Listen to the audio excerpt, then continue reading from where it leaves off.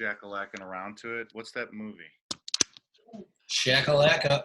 Shakalaka. What are you talking about? Yeah, does that sound familiar? Because there's a movie where they go to college and they have it's the freshman or the freshman Facebook guide or something, or the freshman face guide, and he's like, "Oh, what were you doing looking at my picture?" This chick goes to him, "What were you doing looking at my picture in the freshman face guide?" And he's like, I was just jack-a-lacking around to it. Hang on, let me find out. Jack-a-lacking. Here we go. Around. That's gotta be like Van Wilder or something. I'll find it right here. You know what I'm saying? We're getting organized over here, man. We're getting it going. Like, okay, so we're talking about tonight. We're going to be talking about this. I got it out too. And what we've been learning about that. I don't think jack-a-lackin' is in that phrase is in this book. No, I bet you there But is. it'd be cool if it was. Maps of Meaning. Yeah, that's the one. That was his first one. Come over here. Get over here. He tried to do Too Legit to Quit. And he like came to the side and goes, and then he, everything. yeah, he's, get over here. Benaki. Benaki. Come here. Come here. Come here. Come over here. Go sit. Go. Ready? Benaki. Look at this face. There you go. Watch. Too Legit. Just do it. Ready? Quick.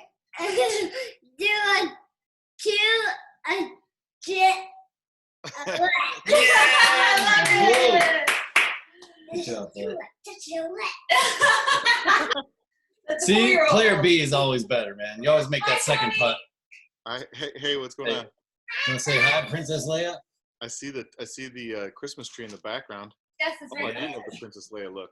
We're pimping it. The Star Wars movie's coming out. Oh, man, and I still have those logins, and I haven't watched The Mandalorian or whatever it's called. Oh, on the Disney Plus I network. love how they put man, and like they know like everybody in our generation still somehow just loves the DeLorean. So then they combine them, and regardless of whatever it is about, that title right there makes me want to watch it. Dude, you gotta see this. I'm like, dude, that's a title I need to watch. This Coming from about the DeLorean. Coming Mine like dust, but I don't have a. Can you see in there? Hey, y'all, it's getting loudy. All right. Switch light bulbs here. Let me show you something. And then, we'll talk about the game plan real fast. Here we go. Look at, can you see it now? What? Your orange peels? Oh, look at this guy. Whoa. Oh. We have all of them. What the hell's a gigawatt? Dude, we have all of them. We're addicted to Back to the Future over here. Gosh, I love that show. We'll have to do a whole show on Back to the Future. Oh, it's the greatest trilogy of all time. Oh, you know what? Can I tell you what I want? Here's my movie idea. Yeah. I'll just say it right out here. Is that I think it would be cool to film whatever we're gonna film. Who knows? But that we're in the background of whatever movie. So we're here having dinner, but in the background is like Pulp Fiction, where but you can't really make it out, but you could see it, and you're like, dude, I know that. And it's like we were there that night in our flick. Okay. And Pulp Fiction was happening, like the dancing when they do the thing or whatever, and then like you go to another thing, and then like the Dumb and Dumber guys are like in the restaurant, but you don't really totally see it because it'd be a big steal. But all those guys would come back for only one scene. They don't want to do a whole movie, but they'll do one scene. So you could probably get a bunch of those guys to come back and just have have that really be the story somehow. What's the name of it? When they do that, when they show up in a movie like that out of nowhere. Cameo. Yeah, just a bunch of cameos. Yeah. Yeah. I couldn't think of the name of it, but I'm like, there's Something a name happened. for that. Something happened. What happened? I don't know. Oh, I don't know. It's trying to import something. I see that it's recording. Oh yeah, it is. It's my GoPro. I unplugged it accidentally and plugged it back in, so it's trying to import. There's nothing for it to import. I have a friend that goes live to either YouTube or Facebook. I know Facebook for sure through her GoPro. I would like to try that. You could probably hook up. any device, as long as you make it like that source of video through your computer, and then you could use it for, like you said, anything: Facebook, YouTube, I see. For some this. reason, I didn't think that little camera there here had that capability. I don't know why, but I did use it this summer underwater when Payne and Caden, my nephew, were jumping around. And I have to admit, just I don't know why, but having the camera in the water, although you know it's waterproof because they told you it's waterproof, it's still the coolest little feeling because I had no case on it, just underwater, like, and I don't know, it was still fun just to have the camera underwater. Oh, dude, I love that too. Yeah, Like, you feel like a pro. yeah, you feel like you have, like, the top of the line gear. Yeah, Something that nobody else has. throw it in the water. One of them are Like when we were, yeah, like that now. yeah, oh yeah. Because I've seen people when I go to the health club and I hit the hot tub, like today after tennis, but I didn't hit the hot tub after tennis. But usually we'll go hit the hot tub, then the steam room, and people will be sitting there in the hot tub on their phones. Oh yeah, yeah, in the hot tub, yeah. I'm like, what the hell? I know. Well, I mean, you might think people back in the day. Took a tub last night and read the book, and back in the day, people were probably like, "He's in the bathtub with a book," because I mean, books are cheap, Destroy that. We're lucky to have those. You're not gonna have, you're gonna get them wet. You know what? At least the book will dry out, though. You got to put your iPhone in a whole thing of rice, man. Yeah, I don't know. That does work. So does it really? I've never tried it. I had it in there. I think it maybe turned back on, but it ended up getting a new one anyway. Dude, I had something really cool to tell you. So that I don't know. That was one idea. I had one more. Oh, did you ever hear that song that I sent you? I said, listen to this. Hang on, real fast. And you were at Great America, I think. So I'm sure you probably did not. Hang on, let me look at it. But I want you to hear it now with your. If you have speakers, if you can, like whatever. This is interesting. Request access? Oh, It said I had to request access, so I did that. Oh, goodness. So you're probably not going to get it. Because it was a Google Drive file. Yep. Yeah. It's the one. Drive file. So let's see. And it just said request access, so I did that, but that's all it really did. It said your request has been sent. You will receive an email when your request is approved. All right, I'm gonna go. I think maybe just do it on my end because. Oh, dude, did you start? Did you start the writing thing? No, the self-authoring. Yeah, self-authoring. Nope, that's one of the things that I have been slacking on for sure. That's okay because I'm glad that you didn't also jam that down because I would have been like, man's fucking in a zone, which would have been great. But because I would have snapped to it. I mean, I could have read all night last night. I only went to bed because it was like 3, and I'm like, I know I need to go to bed. Yeah. But a good 50 pages. I was going to try to crush the rest of it. I think I have 100 pages left, or no. Nice. So you're sharing your desktop right now? Yeah. Cool. Oh, so I wanted to see. I don't think I'm a. Quick sidebar. I don't think I'm an admin on this file. But it was a song? Yeah, it's right here. I mean, yeah. And let's just try to hear it. Yeah. I'm just getting really close so I can hear. Oh, hold on a minute. No, I'm sending it somehow. I'm gonna send it. I can probably just download it and then upload it to another folder that's just shared to you, right? Or you could just drag that right into your messages and just. Do you have Messenger hooked up to this? Oh, to this thing? Maybe even to our show? I don't know if you could airdrop it to me from there. Maybe. Dude, airdropping is a great idea. Yeah, you have Messenger hooked up on your Mac? Yeah. Yep, just pull that up and drop that file that's at the bottom, that M4A file that just downloaded, just drop that right into the Messenger window in my name. Here, so wait a minute, Messenger, like Messenger or through Zoom? The Messenger Zoom, like the chat. Well, I was just gonna say Messenger like you use on your phone. All right, so text me. That on your computer? Yeah, text me something. Hang on. Because it'll pop up on the screen, and then I can just maybe. did it.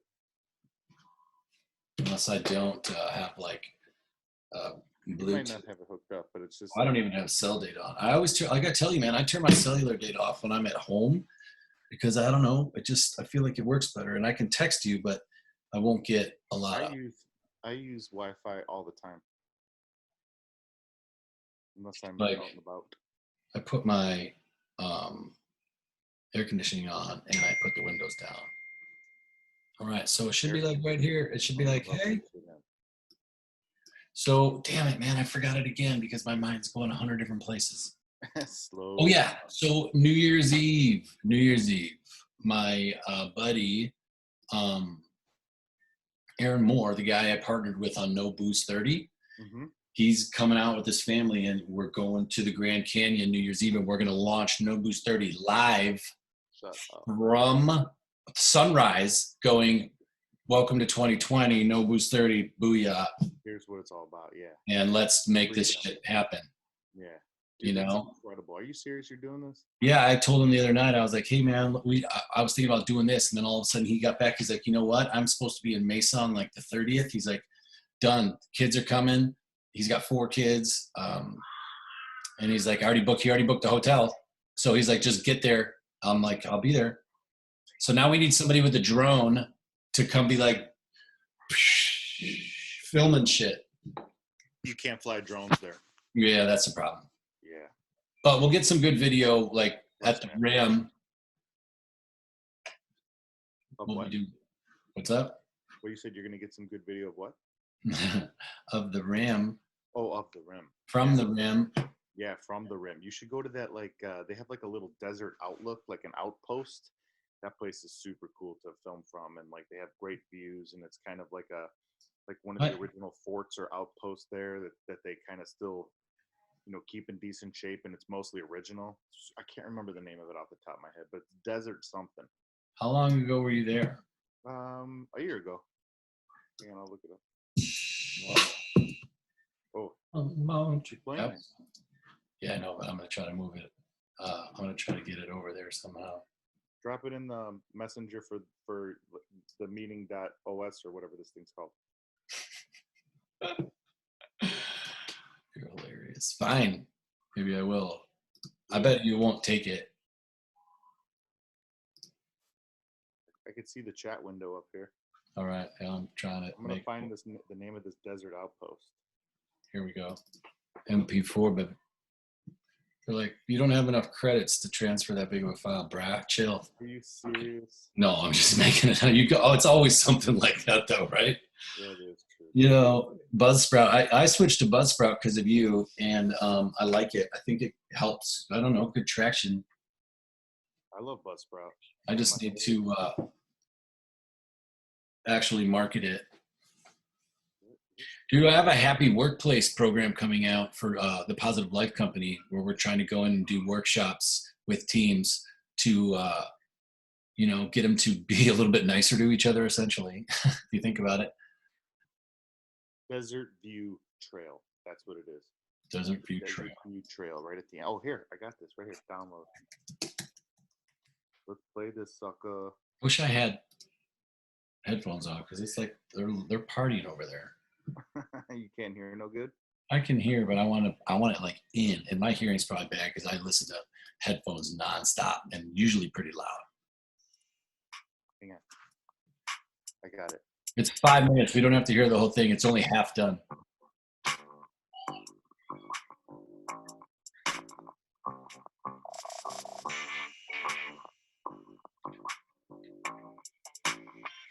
Not me. I'll admit it was a shitty show at the end of June. I just couldn't imagine it would come so soon.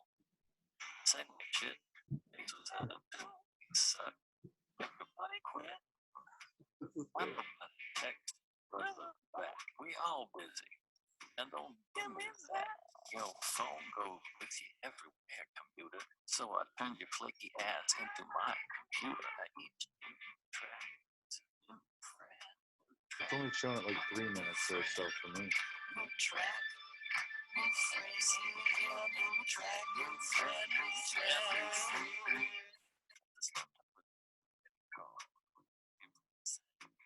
So somebody sent you this and you sang over it, or did you do the whole thing? I didn't do anything. This isn't you singing? It's my brother.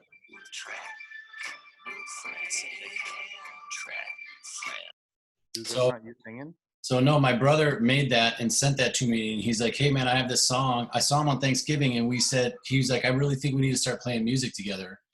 And he's got kind of like That? weird, huh? And he sent you that? And he's like, "Yeah." He's like, "Why don't we talk once a week, trying to do the music thing like you and I?" Yeah. And then last night, he's like, and yesterday was our first thing, and we were kind of running late. He's like, "Here, I have this one thing. I would love to work on it." He sent me that. Dude, I thought that was you singing. No, but that's awesome. Like, I love what he sent. I was shocked that that's what it was. And Jeff, if you ever see this, blew my mind. I was so It excited. sounds like Beck. That's exactly what I said.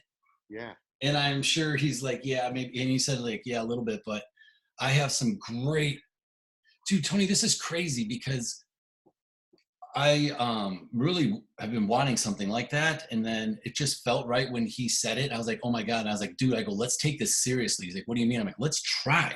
I go, let's try to write. And I said something. He goes, why don't we write poppy hits? And I was like, yes, let's just write poppy hits, right? So difficult. And have fun.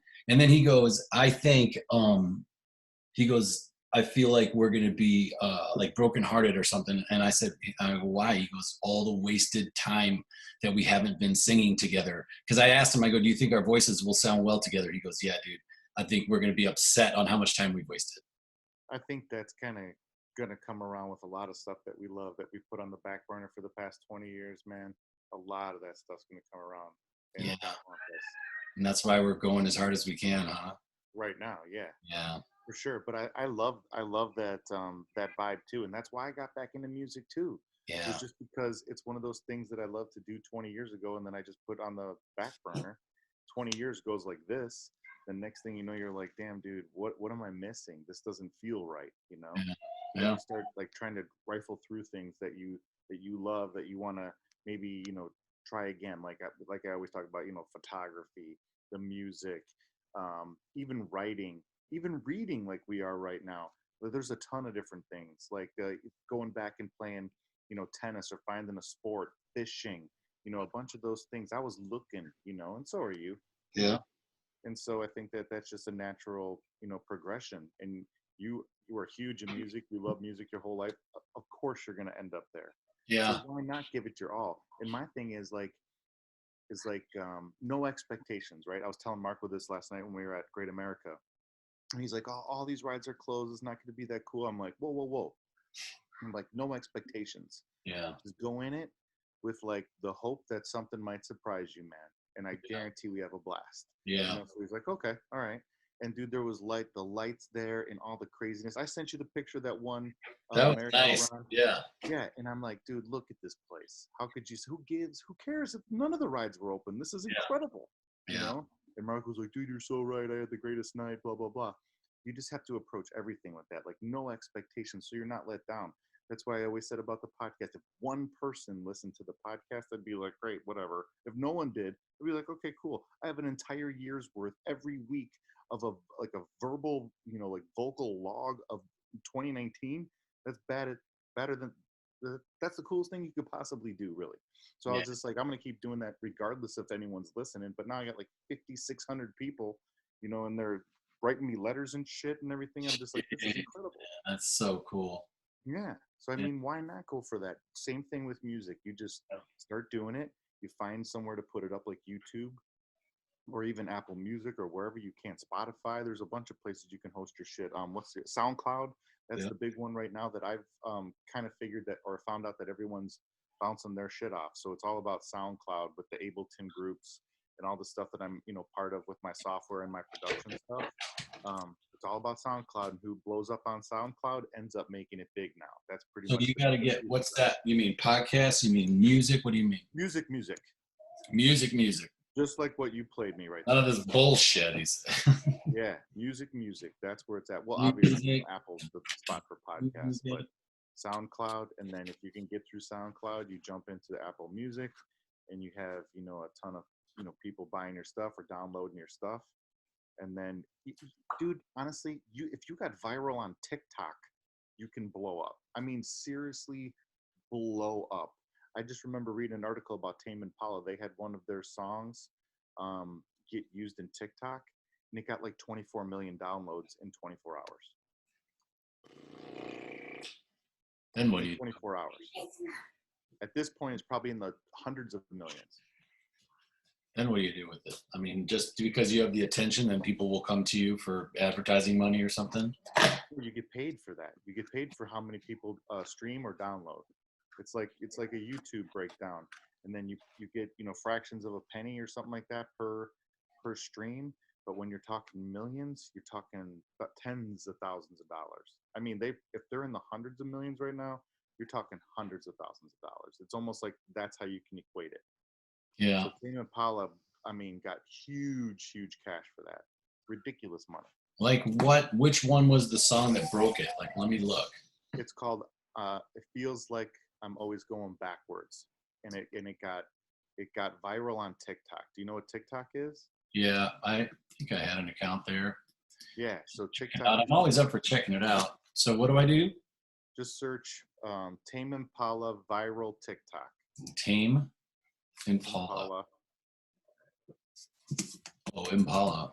Yeah, viral TikTok. Yep. One word. Whoa. That's fine.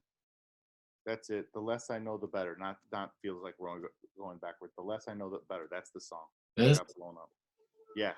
And Sexy Back with Tame Impala, Justin Lake. I bet you, or Justin Timberlake. There's one huge mistake that a bunch of email marketers are making. It's Oh, that's just a commercial. I was like, who's this?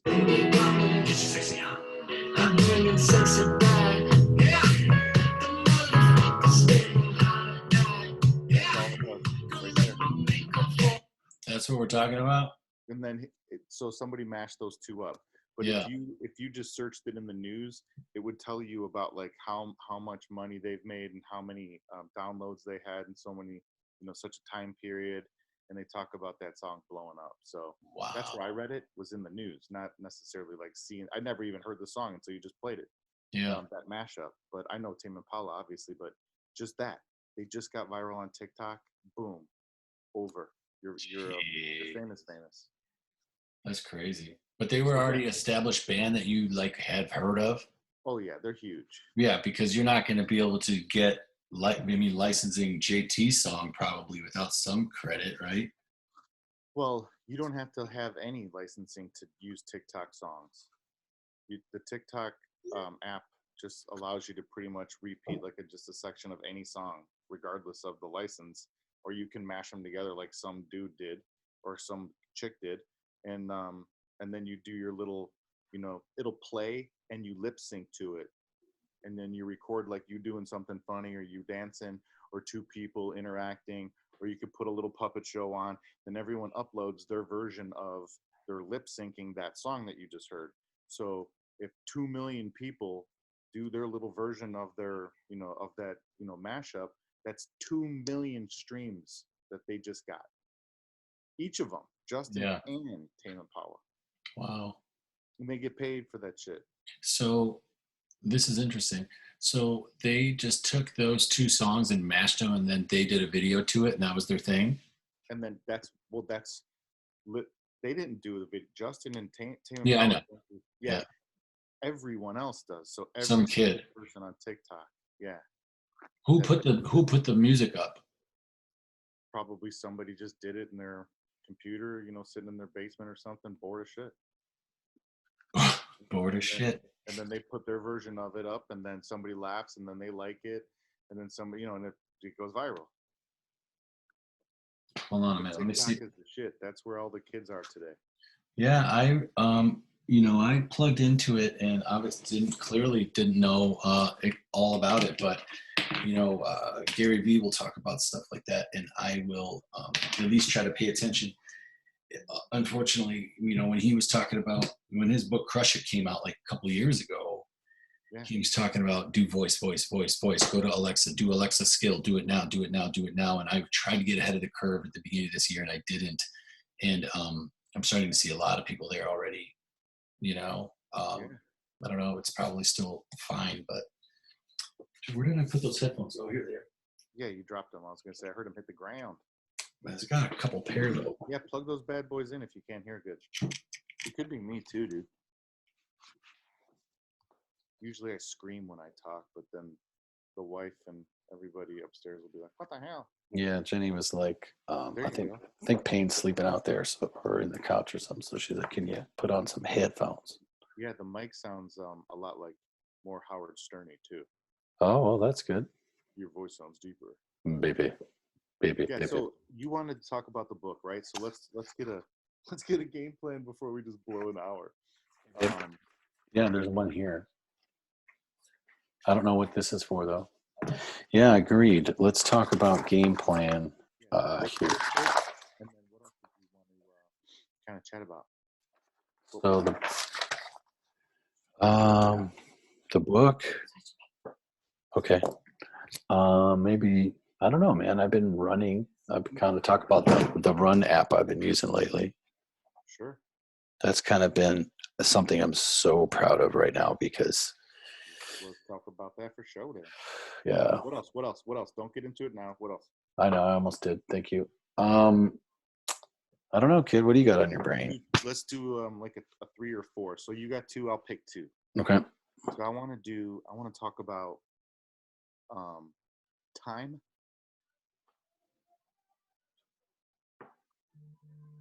Can you hear that? No.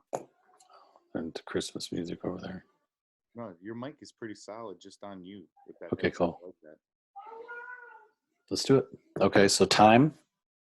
And what was some of the other stuff that I want to talk about too? I've popped out a couple things.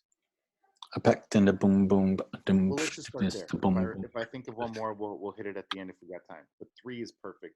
So let's talk about that book first. Where are you at? So where you at? Okay, so let's talk about where I'm at. I'm on page probably. What rule? I'm on page 170, and this is like rule 8 or I think. Rule 7. Rule 7. I'm sorry, rule 7. Not what is expedient. Yeah, that's good. I mean, it's all about sacrifice. Yeah, for sure. But how far did you get when you did the audio again? I'm actually catching up to the audio. Well, I've listened to it once all the way through. All the way through, but probably I don't know 6 months ago, and I was cleaning the garage, so I don't think it really took. Yeah. And I was distracted, and so yeah. But right now I'm only at 8 on the audio, so I'm about to. What do they call that? The event horizon or something. Yeah, convergence. Yeah. Yeah, so that's where I'm at. I'm on page 170. I think I sent you a quote the other night, and I just pulled it up because I really like this quote. Read it. Perfect. Can you hear me? Okay. Yep. So obviously there's been a bunch, but this one, I don't know. I'll leave it at that. To journey happily may very well be better than to arrive successfully. To journey happily may very well be better than to arrive successfully. And, you know, first of all, whatever success means, but it's almost like the stupid, like it can't be that easy type thing. But all the stuff that he talks about a lot of times has been written a lot of times for hundreds and some thousands of years. And so it's like I think I at least just forget that stuff was even written and almost can't even believe it because you can't even comprehend like then. And so but maybe they knew exactly what they were talking about. Oh yeah. And he even talks about all the different times, like you said, throughout history where they've said it in so many words. He'll even say it in their words and then break down their meaning or try to break down what he thinks their meaning was. Then he'll move on to another time in history and do the same thing. And then he breaks it down in today's, terms and words. So I think that that's like the coolest part about this book, right? Is that when you get a quote like that, you're going to get the deep dive just on that. And I can't wait to read Maps of Meaning too, just because this book is way What's bigger. the premise? What's like the elevator pitch? It's pretty long on the back. It just, again, why would people in different places and times formulate myths and stories with similar symbols and meanings. That's all I'm going to read out the back. Yeah. Exactly what you just said. Yeah. No, that's really good, because there's some of those podcasts out there that my buddy Wayne Ball turned me on to, that it's on YouTube, but it's about how, they swore it didn't go back. I think we were talking about this 10 or 13,000 years. It was on Rogan, and then they found it going back 130,000 years or something like that. Yeah, Graham Hancock. Yeah, and that stuff was so intriguing to me. Yeah, because it keeps getting older and older and older and older, and so do all these meanings and all these sayings, like what you just said, right? So I think that it is that simple, and it goes back to even like a holiday movie. I'll use, for example, like Scrooge, right? So Scrooge is super rich, has control and power over everyone that works for him. He's feared. He has, everything that he thinks he, could want, and he's worked so hard to put himself in this position. But then one night he's shown what he's missing, and that's true happiness, or true, and love, and all those types of things. And then once he sees it, he realizes that all that money, all that power, all of that, control that he has is fucking pointless, because he's a miserable old Scrooge. I mean, that's you can't get any better than to reference the movie Scrooge on December 8th. I mean, come on, man. That's timely. I appreciate that. It's Scrooge. Scrooge, man. You don't want him to be Scrooge. Yeah. That was so scary when I first saw that stuff, because I was like, oh my God, the girl, oh my gosh, she loves her, she loves him, or how come he can't see it? But I'm referencing, like, the Bill Murray version, obviously, because I love that. That's like one he's of like, the best. I know, it's like the reindeers won't stop, attached to the head. He's like, well, get a staple them on.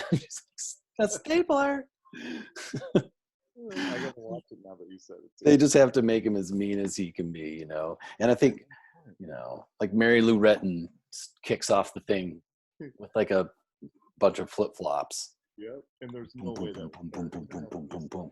Hey, or Carrie Strug. I don't know who it was. she was probably 3. Yeah, you're right. That's crazy.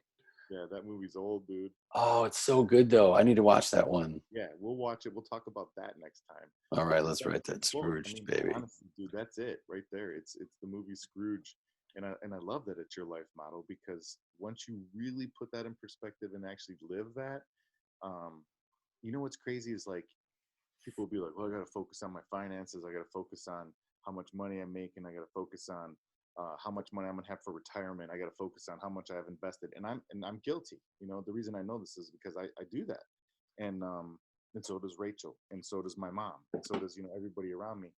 But at a certain point, once you stop focusing on money, it almost seems like it just comes easier, or it just happens to appear. Instead of when you're constantly slaving over the dollar, it seems like you're never caught up. You're never there. You're never rich. You know what I mean? Yeah, I do, because I live like that way a little still. From time to time I get caught up in that trap. And a couple things for that. What I would love to see is it's so hard to sometimes even wrap your head around, at least for me, like the mess that is finances that have been between two people and mixed around, and then a couple of some side businesses stuff going on. And it's like, if you could seriously step out and just have somebody say, look, dude, like close every hit, get you set, put you in a system and say, no, here's how much money you have to come in. Here's what, and just set it up. But we're all expected to do that on our own and figure it out on YouTube, and some people don't even know or aren't comfortable with that, or don't even know where to start. But everybody's supposed to figure it out. And I just don't understand why, we don't try setting ourselves up for success. Yeah, we just wing it. So here, I got it. So we went through the same thing. Me and Rachel did. We made a game plan. Like I said, we just paid off the house. Wow. She rewarded herself with season tickets to Disney World. Wow. So yeah. So what she did was, this chick's a bright chick. I can tell. A spreadsheet that has exactly what you just said. All you have to do is input your information, how much Yeah. money you make per week, Yeah. and then you have to put in, some of your expenses each month, and this thing will spit out your budget. It'll keep your shit as tight as could be and as simple as could be. And I'll send you this. I'll send you No this. way. Really? This is how we got to this point. Oh, We've had it for 6 years, Joel. I'm so excited. Is it legit? I mean, knowing her is probably like legit. Super legit. All the Yeah. math behind it and the functions and everything are. She's a spreadsheet guru, dude. So I'm telling you, I'm gonna send you this thing. It's money.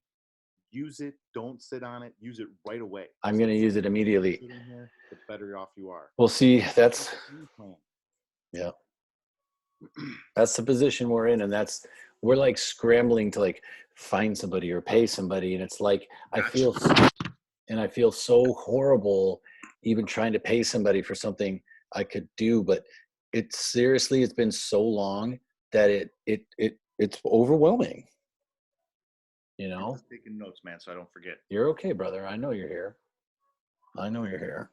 So getting set, and that's why I it goes back to that thing I've been talking about, man. Like rehab, it's almost like rehab for people in life. It's like even with homes right now, our home is overwhelming because we have so much stuff, and it was like, can't people just come in a weekend and be like, boom, only the necessities are in your house, everything else is in the garage, and you're allowed like this many boxes and the rest is gone, because people need that reset. But it's taken us a year or more to even get there.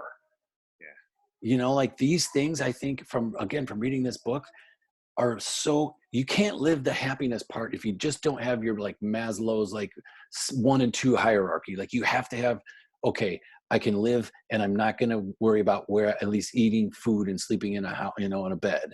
And then I have health insurance or whatever it is. And okay, I can feel safe now. Like that. Okay. Now I can go to be happy. I was just reading because you just got off of rule number 6, which is set your house in perfect order before you criticize the world. And that's what he was talking about it. So I can see that it's fresh. Yeah. I knew it. The minute you started talking about it, I was like, dude, he's got rule 6 stuck in his head. And it's like fucking with you. But we've been stuck in this. And that's why it's so beautiful to read it. We've been stuck in this for like at least you're right. For like at least a year or more. So now you're on the path to accountability. So now that you're realizing it, you're looking into this. You're looking at a black mirror right now, pretty much. And what you're saying to yourself is, I wish somebody would come in and do this for me. You're looking at the person. You have to do it. Only you can do it. Yeah, I know. That's what you need to do in order to. You have to write this shit down. Make it the 12 rules to peace and order in Joel Pilka's fucking world, and then you take those, and that's one of them. Yeah. I call it the purge. That's what I call it in my journal. Exactly what you're doing, I call it the purge. So what I do is I set 2 piles aside. I set some stuff aside that I'm going to sell on eBay, like I always talk about on the podcast, and then I set the other stuff aside that I'm going to donate to Goodwill or to somebody else, or to what's the store down the street? No, it's Goodwill. And then I just make sure that every month I'll either take, well, the stuff on eBay is always up. Like I just sold one of my old Nintendo games for $20. It's been sitting here for 3 years. I sold it for $20. Now I have $20 instead of a piece of plastic. Beautiful. I can take that $20 and apply it to something else, like financial freedom, like we were talking about before. Super basic. Then I can plug it into that spreadsheet too. But anyway, then I have the other pile. Donation. Go ahead. Go. No, I was gonna say. Wait, you said because I have like a PS3 and a bunch of games I found. Yep. So where am I gonna want to sell these things, on eBay? Just do it. It's super easy. They have the biggest audience. You're gonna pay the highest fees, but it's not even about the money you're gonna get back. You're gonna get some money back, maybe $5-10 even. Who cares? Yeah. The thing is, shipping it's paid for by the buyer. All you have to do is either give it to your mailman or drop it off at your nearest post office on the way to work. And literally, it's more of the purge than anything else. You're getting rid of shit and you're making some money on the side. And then, like I said, donate everything else that doesn't sell. If it doesn't sell in 6 months for me, I donate it to the library, because they'll take video games, DVDs, books, They'll take anything like that. Old video games that don't sell or that are going to sell for $2. I'll Yeah. just, I like that. To the library. That's good, dude. yeah, it's a library, bro. And then It's a everybody. library, bro. Okay, I dig it. So Dirk, that's rule number 1 in Joel's world. You got to fucking purge. Yeah, dude, and that's what we're in the middle of. You should see my garage right now. And so The garage is still part of your house. Get it out. yeah, so we said that's what I'm saying. I've been in there all the last few days, and we have the junk guys coming on Tuesday, right? But then I kind of put a pause to Jenny and I said, would you be okay with having a garage sale Saturday? Love it. Just because I don't want to be hasty. Like should we at least try to sell up $200 worth of just everything's $1, just go before we pay somebody to take it? So Like, if you don't have that garage sale though, either this Saturday, set yourself limits. Don't say this Saturday. Say, if we don't have this garage sale and this shit sold by X date, then it's gone. Don't say this Saturday, because this Saturday will turn into next Saturday. And then that Saturday will turn into the next. Then we'll do it after the holidays. yeah. Hey, maybe it's not the best time right now because everyone's coming back. There's always going to be something. So just say, this is the date that we either have this garage sale or it's gone. Yeah. Well, I mean, I think we could easily have it this Saturday and just do 4 hours and say everything's seriously like, just be like it's $1. But the other, because if this truck comes to pick up this stuff, we've already kind of factored it's going to be like $400 or $500, and that's why I'm just like, man, it's a hard pill to swallow when we should at least try to scrape a couple $100 out of it. Just why not? Like, right? Do it this Saturday, but like I said, if it's not this Saturday, there's no turning back. You have to set that accountability factor. Otherwise, shit slips. Yeah. And then so this is rule number 1. So I think rule number 2 we already talked about. Rule number 2 in Joel's world to peace and harmony in order. Yeah, I like this. That financial fucking spreadsheet. So write that down. Yeah, I got it. You got to put that on there. All so right. Rule number 3. Let's keep going. What's next? We can't dwell too much on purge. Let's go. What's the next one? I don't know, man. Hit me. Oh, you know what? So I got this Nike, the running. This is a perfect segue to running. I love it. This is perfect. So I got the Nike Run Club, and it's the app, and dude, it's awesome. And you can get somebody to talk to you while you go, and you can tell them, yeah. So you just started, right? And so I just started, and it's like, okay, your first run, your second run, whatever, and he talks you through it, and he tells you like slow down, and then he comes back in a few minutes, and I'm just like looking forward for him to come back, because he's like, okay, I'll be back in about 90 minutes, and he comes back in, he's like, how you feeling with it? And it makes it fun. It makes it so fun. And so I've done 3 or 4, and it's like now I'm like itching to go. I can't wait to go, and I can't believe that's happening, because I used to hate it, but I'm like, I feel like I'm learning how to run all over again personally. You are. Yeah. It's All really right. cool. So how many times have you ran since this epiphany? Since Give me the real deal. Once. No, I mean, okay, no. So I mean, like, I've in the last, like month, I probably run, 10 times. Perfect. And in the last like 3 times, like just the last once or 2 is where all of a sudden I got the epiphany. Just like Okay. So you're right though. That's a good 10 times in the last month or so. Do you think you could run twice a week? Oh, dude, I'm running like now this past week, I think I ran 3, and my goal is 4, because I want to do more than not. All right. So 4 days a week. 7. Yep. Okay. Yeah. So more than not. Let's keep it there. Goal 4. This is rule number 3. Write it down. Goal 4. 4 days a week. You can even back it down to 3 if life starts throwing curveballs at you without guilt. Because I was going to say 3. That was my first intake. Yeah. And then you could probably bump it up to 5 if you really get addicted. 7. I'm pretty addicted right now. What's nice. that? I'm pretty addicted, like to the point where I should probably not go tonight, but it would be really cool to go tonight. And So 4 times a week. Then are you gonna hold yourself accountable somehow? How are you gonna hold yourself accountable? Well, I started this program on the thing, and so it like lays out, because I told it how many days or whatever. So Really? like, Okay, so it's on the app. Yeah. So so I've applied 2 runs, And let's see where I'm at now. I love it. Yeah, and then you just go to your plan or whatever, and it just first week in the books, week 1 recap, and then it tells you what week 2 is looking like. So week 2 is 1, A 2. little bit more like flush to the screen. It's hard Well, to I know see. I was just really showing myself, really. Okay. So week 2 is 1, 2, 3, 4 runs. Got it. Oh, wait, no, no, there's recovery runs. It's 6 runs. There's only 1 rest day. Okay. So you run 15 minutes, 10 minutes, 10 minutes, 20 minutes, rest day, 7 minutes, 10 minutes.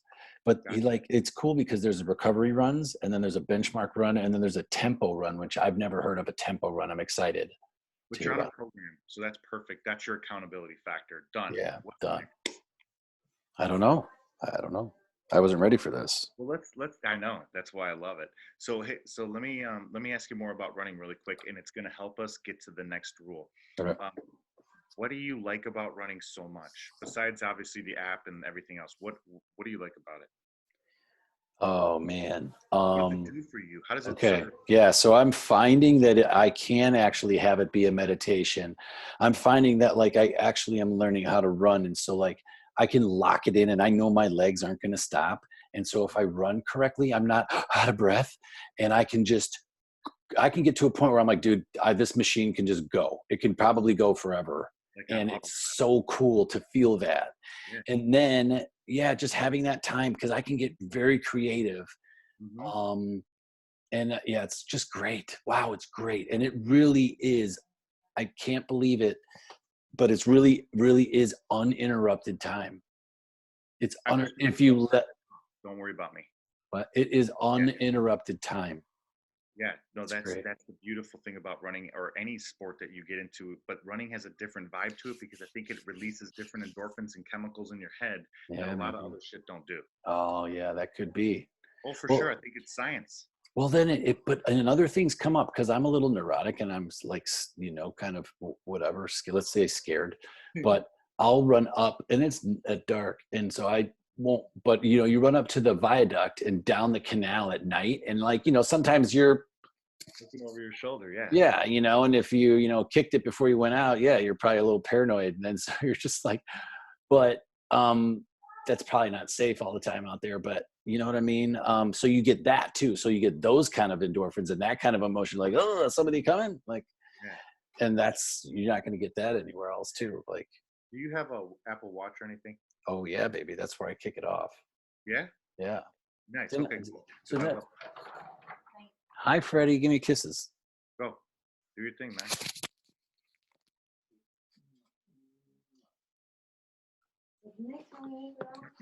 Say goodnight, buddy.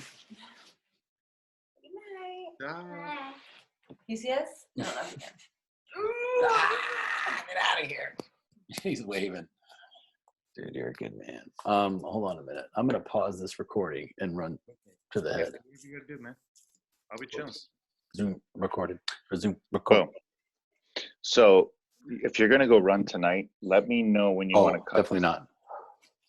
Can you hear me? Yeah, definitely not. It's too late. Oh, you're not gonna run tonight? No. I was gonna say because we got to cut it off for you to get out there and hit the trails. But that's cool. No worries. So that's where we left off. That was rule number 3 for you, right? Rule 3 is 4 days of running. Okay, I got rule number 4. I heard you say it while you were talking about running. That's why I asked you to talk about why you like running so much. Your 4th rule is you have to do something creative every week. How many days are you doing this? What do you mean? Probably every day. Okay, put it down. I mean, yeah, 7 days a week. I'm always playing the guitar. I play the guitar every day. So Okay, put 7 days a week. You have to do at least something creative every single day. I don't care what it is. I don't care how you do it.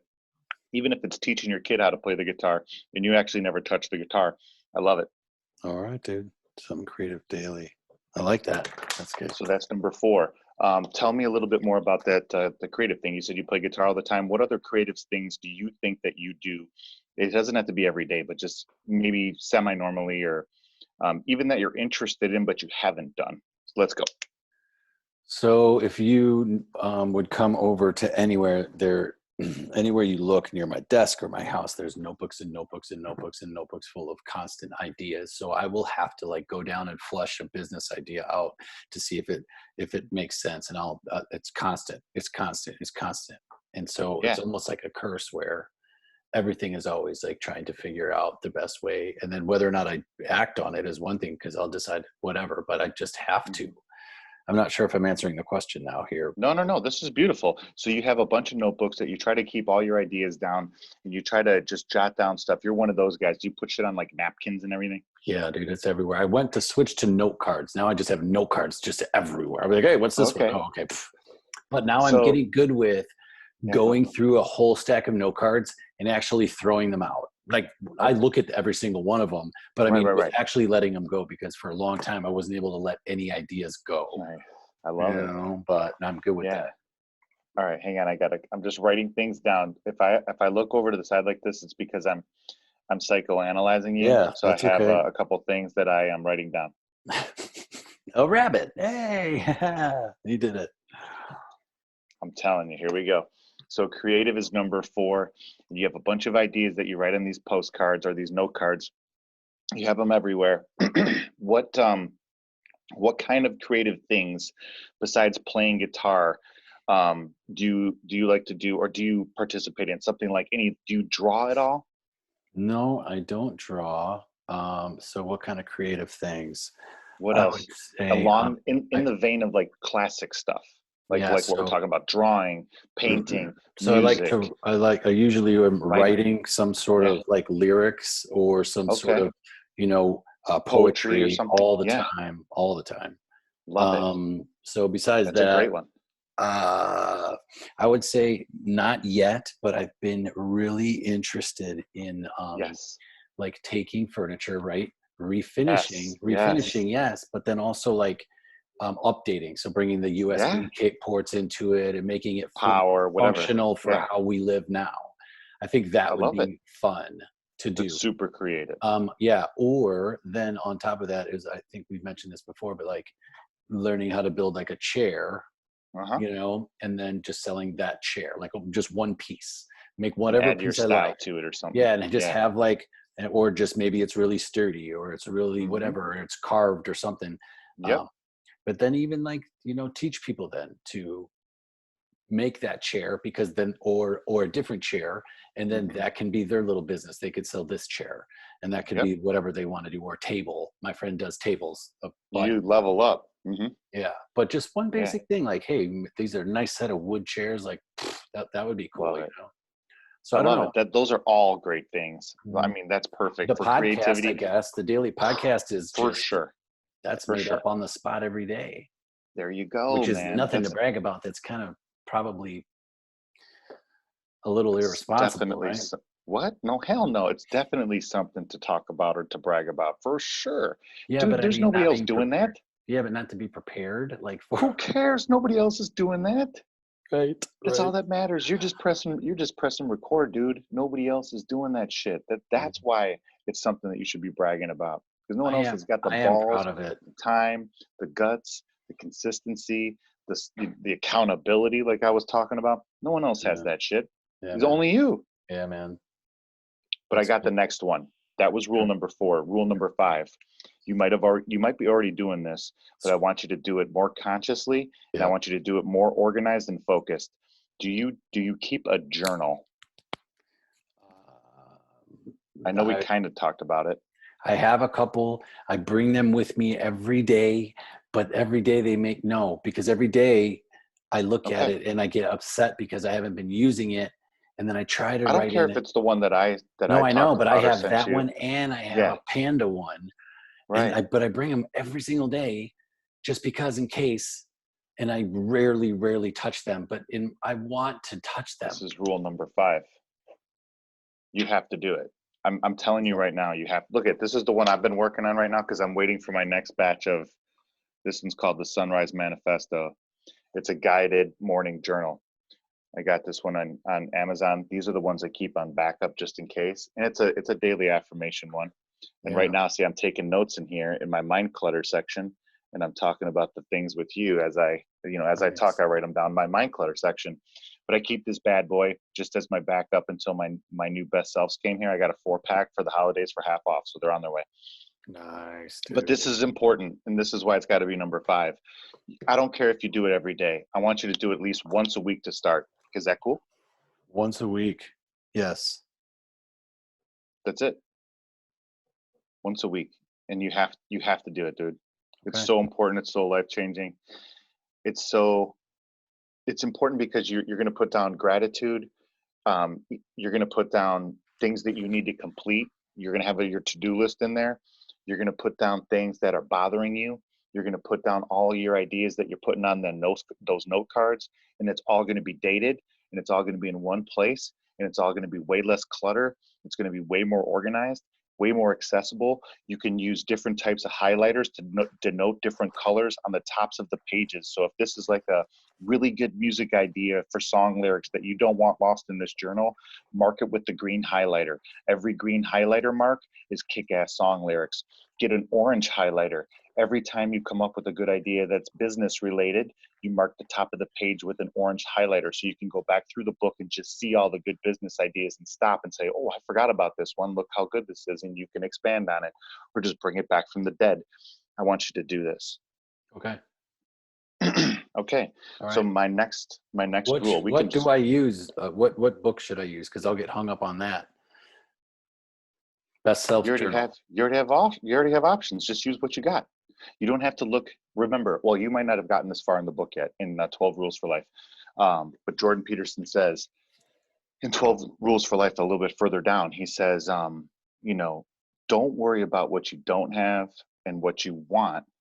Just be humble and take advantage of the things that you already have. You already have the tools to get this done. So don't worry about I don't have what I need or blah, blah, blah. You have it. Just go. All right. Let's do it. No worries. You're done. You already got it. I like this, dude. I like this. This is crazy. All right, let's keep going. So the next one, number 6, is it's based on almost you talking about your note cards again, but this isn't journaling. I want you to do this with your note cards, or I want you to do this in some fashion. I want you to do this with your kids. I want you to do this with your wife. I want you to do this for business. I want you to do this with your friends, whatever, family. I want you to brainstorm, like legit brainstorm. And nobody fucking does this. And it's so important and it's so awesome. And the more you do it, the crazier it gets.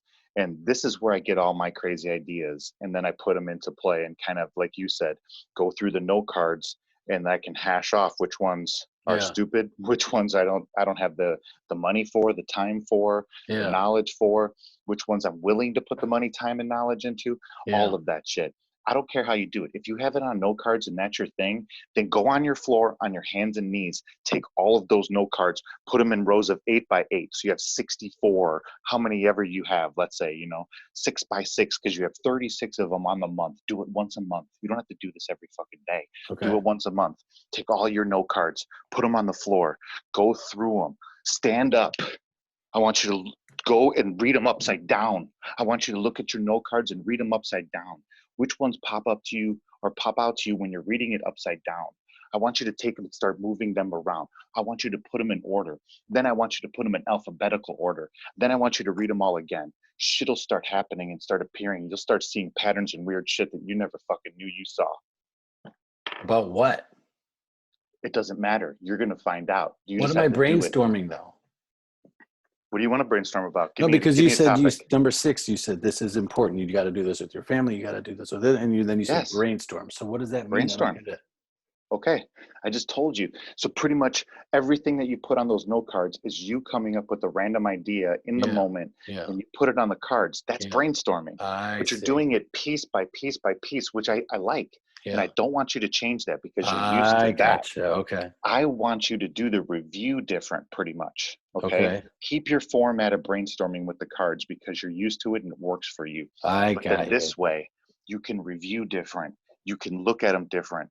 You can also use that to further brainstorm. Then you can add cards. You can subtract cards. You can put them in alphabetical order. You can put them in, order of how many words are on the card. Just do different shit. When you do different shit with the cards while you're reviewing them and you're looking at them from different angles, like I said, upside down or just weird stuff, You just do weird things with those cards. Read them again. Read them again until the words sound weird, like roads. You know, Yeah. like that fucking movie where they talk about words sounding weird. Totally. Do that, and then shit will just appear. It literally is like having a seance, and you're trying to like summon the demon of idea. And then all of a sudden, boom, this demon comes out, and you're like, oh my God, it was staring at me the entire time. Or one of those cards is going to start to fucking glow, and you're going to be like, it's that one. You know what I mean? Interesting. Yeah, I can't wait. I can't wait. I'm in. So once a Right? quarter, once a month? Once a month? Let's start off at once a quarter, then bust it up to once a month. Make it easy for yourself so you'll do it. Or every other month, maybe. You tell me. So you go through. How Talk about beneficial it. would it Talk be? through it. Yeah, I'm trying to think like how beneficial would it be to do this? And I'm not the actual answer to that, but at what interval I should say. I Sure. like every other month because otherwise it could get a little hairy and maybe things will Sure. get away from you. So you'll know within another month if it still has legs or where you feel about it. It's like sleeping on Well, it. you could dial it down, Yeah. and once you review them more, you're going to have less cards too. And then once you start to Yeah. get focused on some of the main patterns and ideas, like I said, when you're doing this review, a lot of your cards might start having a similar focus. Yeah. So let's say your cards are about making an app for No Boost 30, right? And all of a sudden, or let's say it's not that. I'm too general already. Let's say a lot of your cards are about No Boost 30. Then a lot of your cards are about like social media ideas. Then a lot of your cards are about like incorporating, you know, self-help with technology, with social media. And then it kind of starts to formulate itself into an app. Then you start to, you know, ask yourself, or while you're thinking about, oh, maybe I make an app, then you start to write, you know, different note cards about like, who would I call? You know, how much would it cost? You just start, you know, writing these ideas down. Even while you're reviewing, have the note cards there and make new ones and put them down on the ground. You know what I mean? So you'll start to answer the questions. You'll be Almost like combining someone's, some. Yeah. yeah, Go ahead. almost You'll like start. someone's talking to you. You'll be answering these questions and throwing note cards down. And you might get crazy and just start writing stuff and writing stuff and writing stuff and writing stuff and throwing it down. And then all of a sudden, you know, you're going to be like, I have the answer. You know, it's just going to happen. That's what I mean about weird shit happening like that. I can't wait, Just man. do it like that. Yeah. So, okay. Yeah. So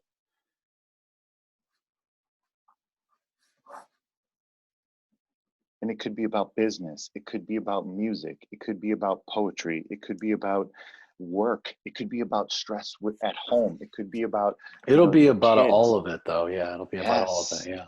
And but you know what? Some of them, if 9 out of your 22 cards are about, you know, something that's bothering you with your wife, then you know that's where your focus needs to be right now. So you just remove all the other cards and focus on those 9 because that was the majority of the cards, you know, for the month. Let's say, you know, just Yeah. kick around time or ideas or timelines.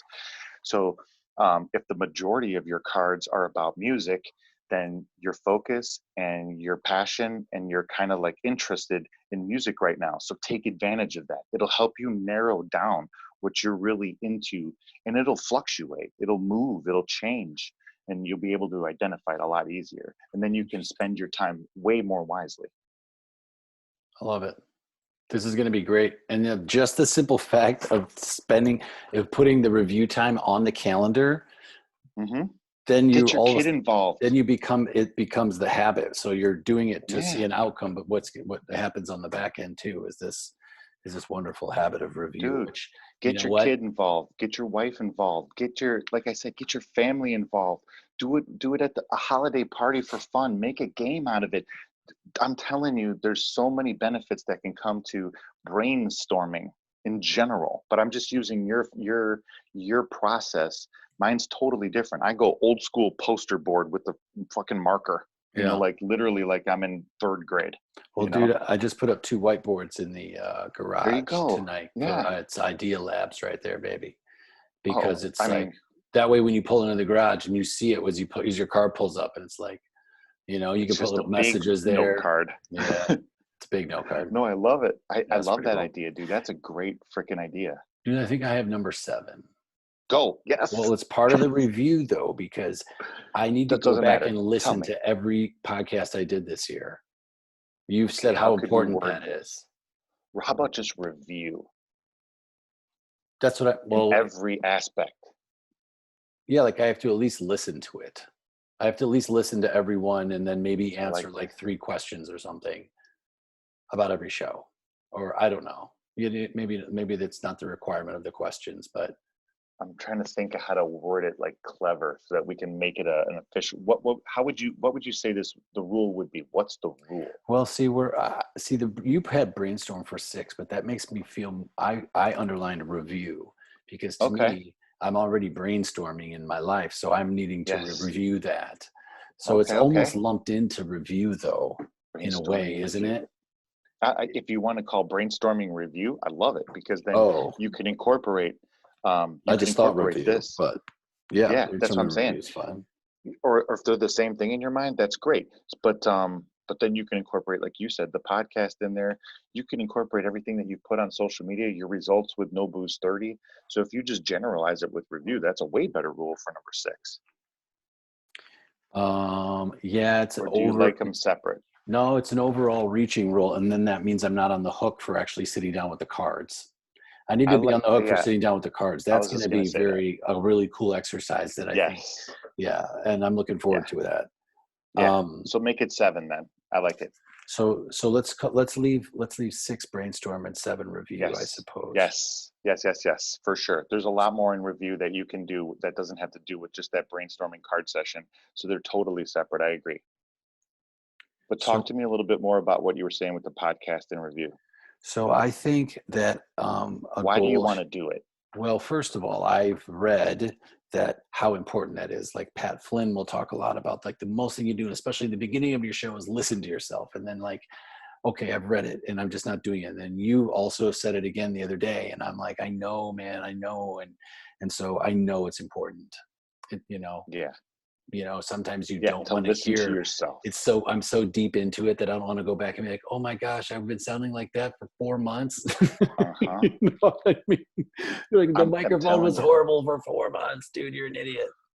Well, I don't even know if it's that. I don't know if it's a technical thing, but you definitely should listen for technical stuff and then you can fix it. That definitely is a part of it. Don't get me wrong. Yeah. But like, to me, the true benefit of listening to my podcast is more along the lines of, if I'm sounding condescending, if I sound tired, if I sound happy, if I sound distracted, off topic, or rambling, repetitive, if I say too much, I just did it. I just did it again. Now I'm going to be conscious of it. But that's what I mean. You're listening for that type of stuff because that's how you communicate with people. So if you can analyze how you communicate by listening to yourself, you can become a more effective and better communicator, not just on your podcast, but in everything. Yeah. No. That's valid. So, the goal is, I would say, starting from, this would be tough, but to actually listen or to watch to any content I put out last year, video or audio. It'll take time. That would take time. Yep. But it would also help me understand my catalog and what I do have. Yeah. And then be like, oh, I need some marketing stuff on whatever. I have hours of video, of just whatever it is. Yeah. And then the audio, obviously. I mean, if I structure next year the right way, and I think about it holistically, the 2020 podcast could just be exported and printed. And if I manage it the right way and ask the questions in almost chronological order, then it's an autobiography. I was just going to say, you could print it and bind it and put it out as a book. That's what I'm saying. So if you ask the questions in the right way, it's already even in order, and then you just go edit it, hire somebody to edit it. But it's like, that's why ghostwriters are so cool. It's like, how do I find out the questions? This is what I want to find out. How the questions to ask myself, like a writer would ask me in order. Where are you from? I tell your life story. That's probably what actually, like Interview with a Vampire, dude. Like getting interviewed. Yeah. like getting Yeah. like a ghostwriter essentially does that Yeah. stuff. They interview you and they write it. But so just like Jordan Peterson's writing exercise, I Yep. think is exactly what I'm Good talking start. about. Yeah, that's going to be a good start. I you know what? I'm going to In put fact, that I down should on my, just, I mean, we were both going to end up doing it, but I should just do that. I can't put his program out though. so, It'd be cool to like go through the program, but you can't give the program away because he sells it. charging You know? for it. Even though Yeah, God I bless don't him, think dude, it's only you could 29 review it, bucks dude. for two. Yeah, it's probably worth like 400. But I would say so. A person. Yeah. Yeah. Oh, easily. Yeah. Look how many views his stuff gets. It Yeah. could be $9.99 and people would buy it. Uh-huh. Yeah, it'd be just under a G and people would be all over that. You're right. Yeah. But you know what? I guarantee you there's other YouTube videos. I know for a fact there's whole groups on Facebook of people, discussing, reviewing, talking about the book at least, and he makes money off of that. So as long as you're not giving people access or recreating it and profiting off of it, I think you can use it and discuss it and go through it step by step and dissect that shit and psychoanalyze it. I think you kind of like that. Well, dude, I would ask you to try to get this work. I'm going to need some help with the YouTube because I haven't made a channel. And I'll tell you what, like this would be a really good review here of this book and how to implement it. And if it was, Look at what I just wrote at I'm the sure, bottom. YouTube this ? Help Joel. I mean, but this is you and I here. Like this is I feel like this is our channel the last few times. I mean, yeah. What did you say it was called? Remember you came up with the I title just last put time? it down. Order in Chaos. I already Order in had it. Chaos. Yeah. And if you don't like it, we can change it to whatever. But I just thought it was badass. I love it. Yeah. And I mean, we can have the symbol could be the yin and the yang. It could be like the sun and the moon. It could be like nature, or like the dark versus the light. I don't remember what the opposite of nature is, but there's also one of those coins. But nurture. like I don't know. Yeah, or something. Right. What right. about like nature versus concrete or mankind or something like that. But yeah, I was just thinking Order and Chaos because Jordan talks about it a lot. It's a perfect segue too, because sometimes you have everything in order and I'm in chaos. Sometimes I have everything in order and you're in chaos. And we both understand that, duality effect, and we both play off of that, for each other, which ends up helping to align, both for each other. Yeah. It's like this though, right? So of course it's like whichever one, I have this one going on and right now you're not, clicking there. And then it's like, how'd you get through that? Order and Chaos, baby. Order and Chaos. And then it just depends on what combination you have. Yeah. Man. I don't know, but think about it. That was my best idea because you were like brainstorm a title, and I was brainstorming. I think it's perfect. It's perfect, man. Yeah, it's perfect. I really do too. And you know what? I'm dead serious. If it gets rolling, we could make some really kick-ass gear. Oh yeah. Because one of my best friends owns a T-shirt printing lab down in the city called Mad Science Print Lab. Wow. Yeah, and so we can get hats, we can get shirts, we could get jackets, we get anything, whatever. And it's a badass print lab. Go on their website, Mad Science Print Lab, and check their shit out. Let me grab something here. That's how I got some of my stuff done for Orion the Hunter photography and all that stuff. Here, check this out. 1 second. I'm going to pause the recording. I got to grab this hat. Yep. Oh, yeah. I love that. Where'd you get that hat? So some girl on Facebook was wearing it. I was like, oh my God, that hat's great. I love the logo, right? The pig with the guitar. Love it too. And so, and I get so many compliments on this hat. And I'm like, you have to pay attention to that. So I emailed her. I was like, hey man, I want like 30 of these hats. I want to try to sell them. How much can you get them for? Because she sent me 2 hats and I sent her a Crush Life shirt. So it was whatever. We trade. Yeah, it was a trade. Yeah. And then she got me in touch with the people because she got it from an event at Bub City. Bub City? Okay. No, right? But you told me that it was from Bub City when I asked you. Yeah. And so they said they had a bunch of them left. Then I emailed the guy and I told her what I wanted to do with them. And it was a long time. Then I emailed the guy, then he got back to me, and then I got back to him. And then it's been radio silence ever since. But I think I told him, I think I just straight up told him, like, I want a bunch of them because I don't know if I said I was going to sell them, but and maybe they just decided they would do it themselves. I don't know if this is trademarked or not, or if it was just something they put on a hat for an event. But because I'll make one like that. Yeah, you can make it all day. Or But do why a, don't you just put a little spin on it? So then Yeah. this way they can't come after your ass. or do a turtle, and then do a donkey, and then do a giraffe, and then do a giraffe would be cool. Like just do a bunch of See, them. This is a brainstorming session. This is rule number This is rule 6. 6 or whatever. Yeah. And I'm Clickety telling click. you, you're doing it right now. And so this is the problem, because my head does that all day long. But and I that's have okay. to, Let it do it. I know, but it always distracts me. It should. But then remember that you just put it on the card, put the card away, and then you're going to come back to it. You don't have to flesh out the entire idea right there and then. Just know. get the gist of it onto the card so that you can remember it enough. And sometimes if you do that and you come back later, you'll have way better clarity too. And you might have been thinking about it when you took a piss break at work. Maybe you were out at lunch in the courtyard by yourself. Then you had some time to think about it again. Maybe you add more to the card at that point. But right in the moment, if you have other shit going on, don't flesh out the whole thing right there. Yeah. Of course, it's going to distract you and burn you out. Just get it on the card. Dude, Get that's it on your why- phone. All right. That's why this is going to be even better every other month, because now I know that I already have time set aside to review these Yes. ideas. Yes. Otherwise, it's always that little nagging feeling of, Yes. when am I going to do that? When am I going to do that? When am I going to do Yes. that? And it's all day long. And you're like, fuck, I'm not Mhm. getting anything done. Mm-hmm. This is why I said this is how many ever we end up coming up with doesn't even matter. But I just started with 12 because of the book.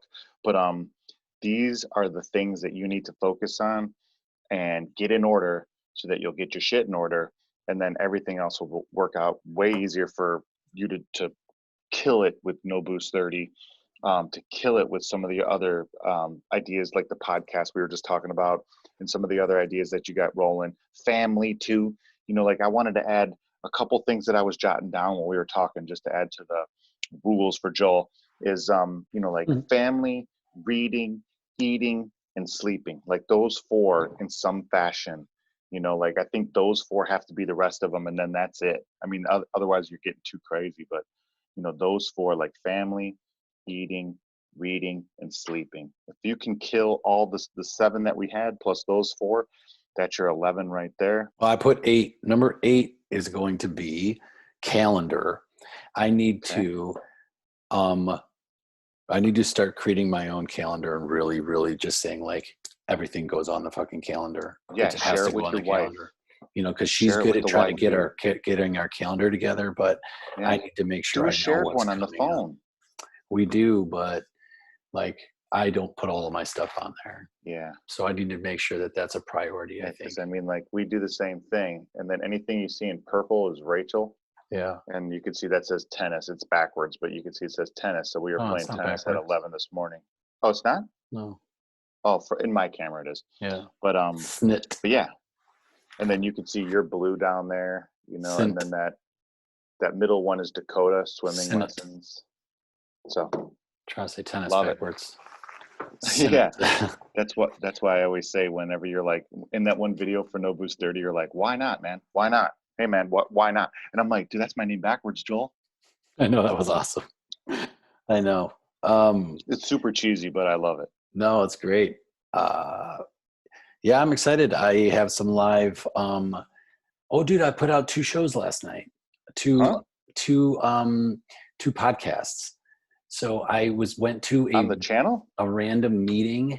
Not a random, kind of like a blind business meeting is what I called it. And Oh yeah. I did hear about on this. the way out there, and then on the way back, I like did a recap of how it went or whatever. It was kind of cool because I never do them on the weekends. That was fun. Yeah. I didn't know. I didn't hear that. I just read the title. I have to hear it yet. So here. So like a couple minutes. I They're got like 3 minutes or something like that. Is it on your podcasting feed though, or is it just on Facebook? No, it's on the feed. Okay, cool. Because here's my big revelation. Here's my big news. I can't wait. I'm fucking done with Facebook. All right. Done. Deleted it. My account's deleted, full deleted, not suspended or not temporarily put in suspension for hyperspace. It's deleted. Gone. No. Okay, why? Gone. Because I need to reallocate that time to something else. And it wasn't serving me in the way that I thought it would and the way that it used to. And I wasn't seeing value in there for the time that I was putting in. So the time that I was putting in was costing me more than I was getting out of it. It didn't serve me, and I need to reallocate that time. And you could just say, why not just leave it installed, and why not just keep your account but don't use it as much? But that's like saying to a crack addict, why not just have a fucking entire fucking table full of crack with a bunch of pipes and a bunch of lighters, and don't just fucking Don't smoke do it it. then? Yeah, just don't do Yeah, it. you know what I mean? Yeah. Because listen, they literally set that program up to hit you like a crackhead, you know, to get that dopamine hit. And then they start to filter your shit on stuff that angers you and that pisses you off. And then that type of negativity, that type of control, the privacy issues, there was a bunch of shit that went into it for me. And I literally last night, I was just like, I'm done. And I just said, delete. You didn't That was download it. your data or anything? I downloaded my photos, and there was 2 things you could check, or there was a bunch of things you could check, but there was only 2 that I checked. One of them was my saves, because there was a lot of cool ideas in there, Mhm. and my photos and files or whatever. That was it. Nice. Everything else I deleted. So the argument, I love that you What do did you that. think? I What love do you that you think? did it. I love that you did it. Now I'm actually really contemplating that. But now we're 'Cause just, but we're building this no booze thing. That's like one of our major channels. But to be honest with you, I'd rather ditch that and go straight to LinkedIn because I think it's a great LinkedIn tool. So let me ask you this question. How many people responded to your last Facebook post for No Boost 30? Be honest. What do you mean? Doesn't matter. How many people, like, I know I responded and I said something about, like, why not? Let's do that one. I saw one of the other guys that signed up too. He's been commenting on a lot of your stuff. How many people just liked it or sent some sort of emoji or emoticon or whatever, you know, on the last post you had? Just throw a number out there. Just guess if you don't remember. I really don't know. I could look it up, but no, I can't. I don't have I can Facebook look it anymore. up. Oh yeah. So let's see. I mean, you don't even really have to look it up. My point is, but it's not enough. It doesn't justify keeping that fucking thing. That's the point. I can't stand it. I would rather build my, and here, this is going to sound I stupid like to this. everybody. Keep going. Yeah, I like Everyone's going to be like, well, fucking Instagram's owned by Facebook, Jones. I get it. I'm not an idiot. I get that Instagram is owned by Facebook, but I think that you can do a lot more damage and be a lot more market and customer and product and idea specific with the hashtags and the audience and the way that Instagram is laid out and Twitter than you could ever fucking do on Facebook. Yeah. I've had so much better results on both those platforms than I've ever had. And here's the craziest part. Everybody on my Facebook profile was my friend. Yeah. I don't have anybody on there that I didn't know from high school or grade school or something like that. And I'd get 3 or 4 likes on my fucking pictures. But then this isn't being selfish. This isn't not calling anybody out. I'm just I'm just talking about the math. Yeah. But because I can't catalog stuff with hashtags, well, you can, but it doesn't work the same on Facebook. Because you can't catalog stuff like you can on Instagram, because you can't be specific, because you can't grow your audience, you can't do the same things on Facebook that you can on Instagram. Instagram has always been way more powerful as far as getting eyeballs to see what I'm interested in. That's the best way to put it. And I'm sure there's tricks, and I'm sure there's ways to do it on Facebook too. But honestly, I would rather delete my account and start over with an account where I have none of my friends, as far as like, or maybe like you, or a select group. I see. You know what I mean? Super fucking select group. Mm-hmm. And then everybody else that, I mean, I don't talk to on the regular, whatever. And if you want to follow me, that's great, but I'm not going to follow you back. You know what I mean? And it's nothing personal. It's just, this is a business account. If you're in one of my groups in No Boost 30, then yeah, I will have a group and I will follow you. You will follow me. We'll interact. We'll have these video conferences. We'll do all that stuff. Mm-hmm. But this is business here. This has nothing to do with, you know, us being buddies. If you want to say, great, Tony, I love your work and stuff, I'm going to say thank you. I love you. Thanks, you know, my friend, blah, blah, blah. But it's business. If, you know, at the point where it stops being business, then you're going to have to either come over to my house, you're going to have to call me, or you're going to have to text me, or you're going to have to actually engage with me, not through fucking Facebook, which is just random, just throw this shit up on the wall and see who reacts to it. I want you to, you're talking to me. My time is valuable, and who I interact with determines, how I value myself, who I interact with, and who I deem or that's a bad way to put it. Where I spend, oh man, my time is super valuable, and it's limited, especially at our age. And we're not old, but it's limited and it goes fast. So if you can't control who you spend your time with, then you don't value yourself. If you can't control who you spend your time with? Yeah, then you hold yourself without value. Yeah. Because you're just giving your time away like it's fucking making it rain, And you can't do that. No, that's true. Dude, that's true. I mean, and I'm not saying use everybody. Yeah. I'm not saying manipulate everybody. I'm just saying I only got so much time. I love talking to you because you're fucking genius. You have great ideas. We're old school friends before we figured all this bullshit out and had life kick us in the fucking junk. Yeah. We got back together. We share similar interests. You actually listen. I actually listen to you. Yeah. You actually want to talk to me, not just randomly say, I like your Facebook post. And I literally want to talk to you. Agreed. That's how it should be. Not just some random shit on fucking Facebook. Yeah, but that's hard. It's for no boost 30. Because it's emotional. Yeah, you're right. No, but people don't.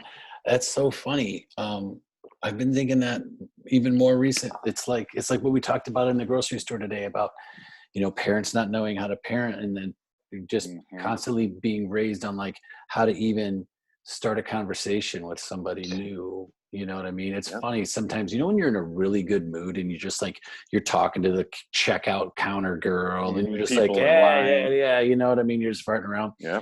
Like those days are great, but sometimes even when you don't want to, and you're not in a good mood, sometimes those little conversations can break you out of it too. And I don't think enough people talk just to people. You say that on your podcast a lot, so that's a big one for you. Yeah, they don't, man. And I have fun doing it when I'm, and most of the time, I do too. 90% of the time, I'm in the mood for it. Listen, man, all the time. Like that's one of my life rules myself. And I made this shit up when I was like fucking 15, and that was wherever I am, whatever I'm doing is the best possible thing that you could be doing at that given moment. And if you actually live that, then I'm telling you, you're going to walk in the room and blow it up and light it on fire every single time. If someone's having a bad time, you shine that light and you blow that place up, they just magnetically suck to you and they start feeding off your energy. And if you're really, truly all about what I just said, which is, make whatever moment you're living in the greatest possible fucking thing that you could be doing. And I'm even talking about when you're reading, 12 Rules for Life, or even when you're watching Netflix.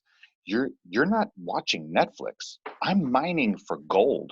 I'm always mining for gold. Yeah. And if you don't mine for gold in every single moment, you're never going to find it. And you're going to overlook all the little pieces of gold, and you're not going to get rich. You're not going to get knowledge. You have to mine every moment for the gold. And when you do that and you're fucking shining bright because you're carrying all this gold and you walk into the room, everyone's coming to you. And then you can start to interact with people. And they don't, I'm not saying that they want my money. I'm just saying they see that I've been successful. They see that I'm bringing positive energy. They see all of these things, but you're mining for gold, that gold in every single moment, regardless if you're by yourself or if you're with 100 people, or if you're with your wife or if you're just with your kid. It doesn't matter. No, I know. And it's sometimes it's hard. Yeah, sometimes it's hard, and sometimes it's okay to not, but because but you are.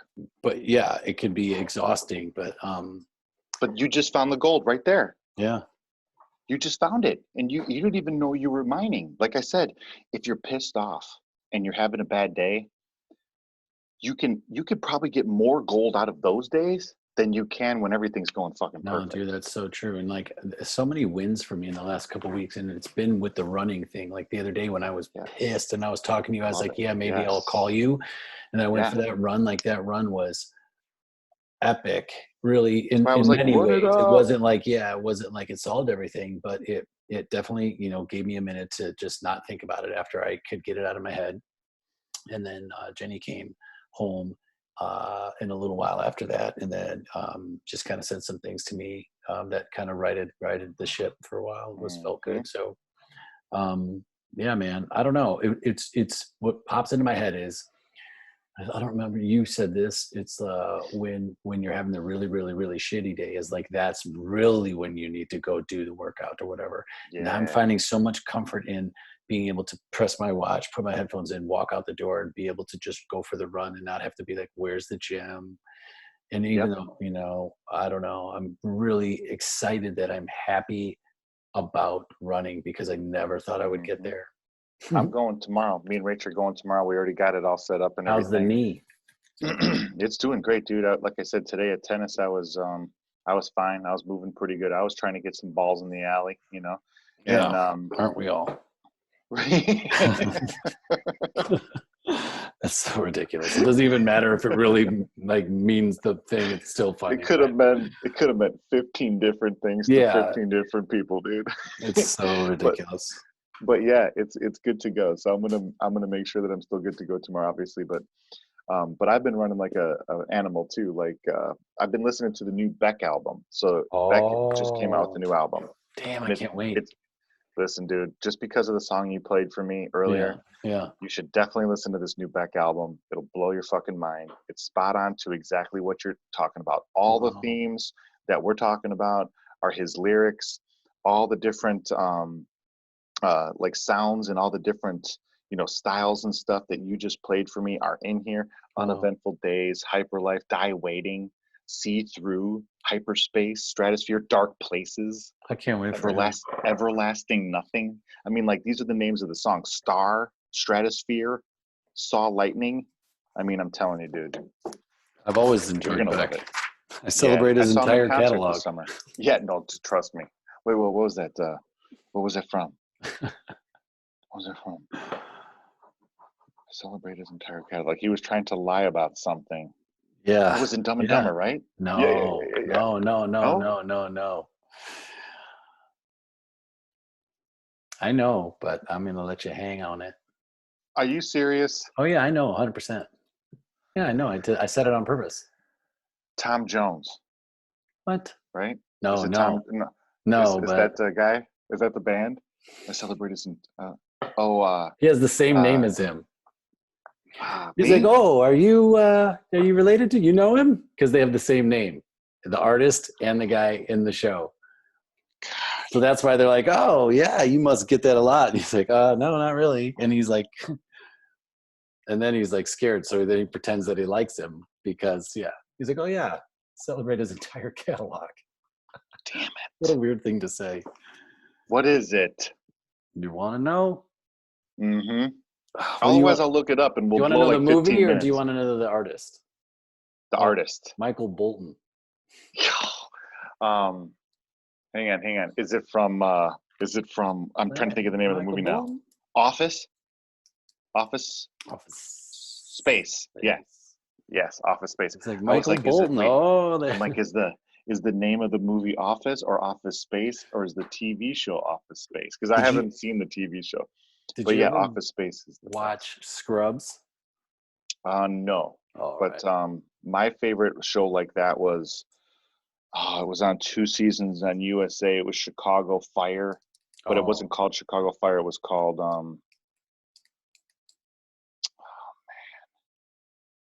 not E911, but it's like one of those funny shows like that. God, I'm drawing a blank. For dude, hold on a minute. It was only 2 seasons, right?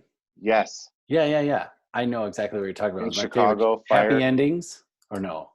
No, that's not what it was called. Was it really? Wait a second. With the guy with Wayans?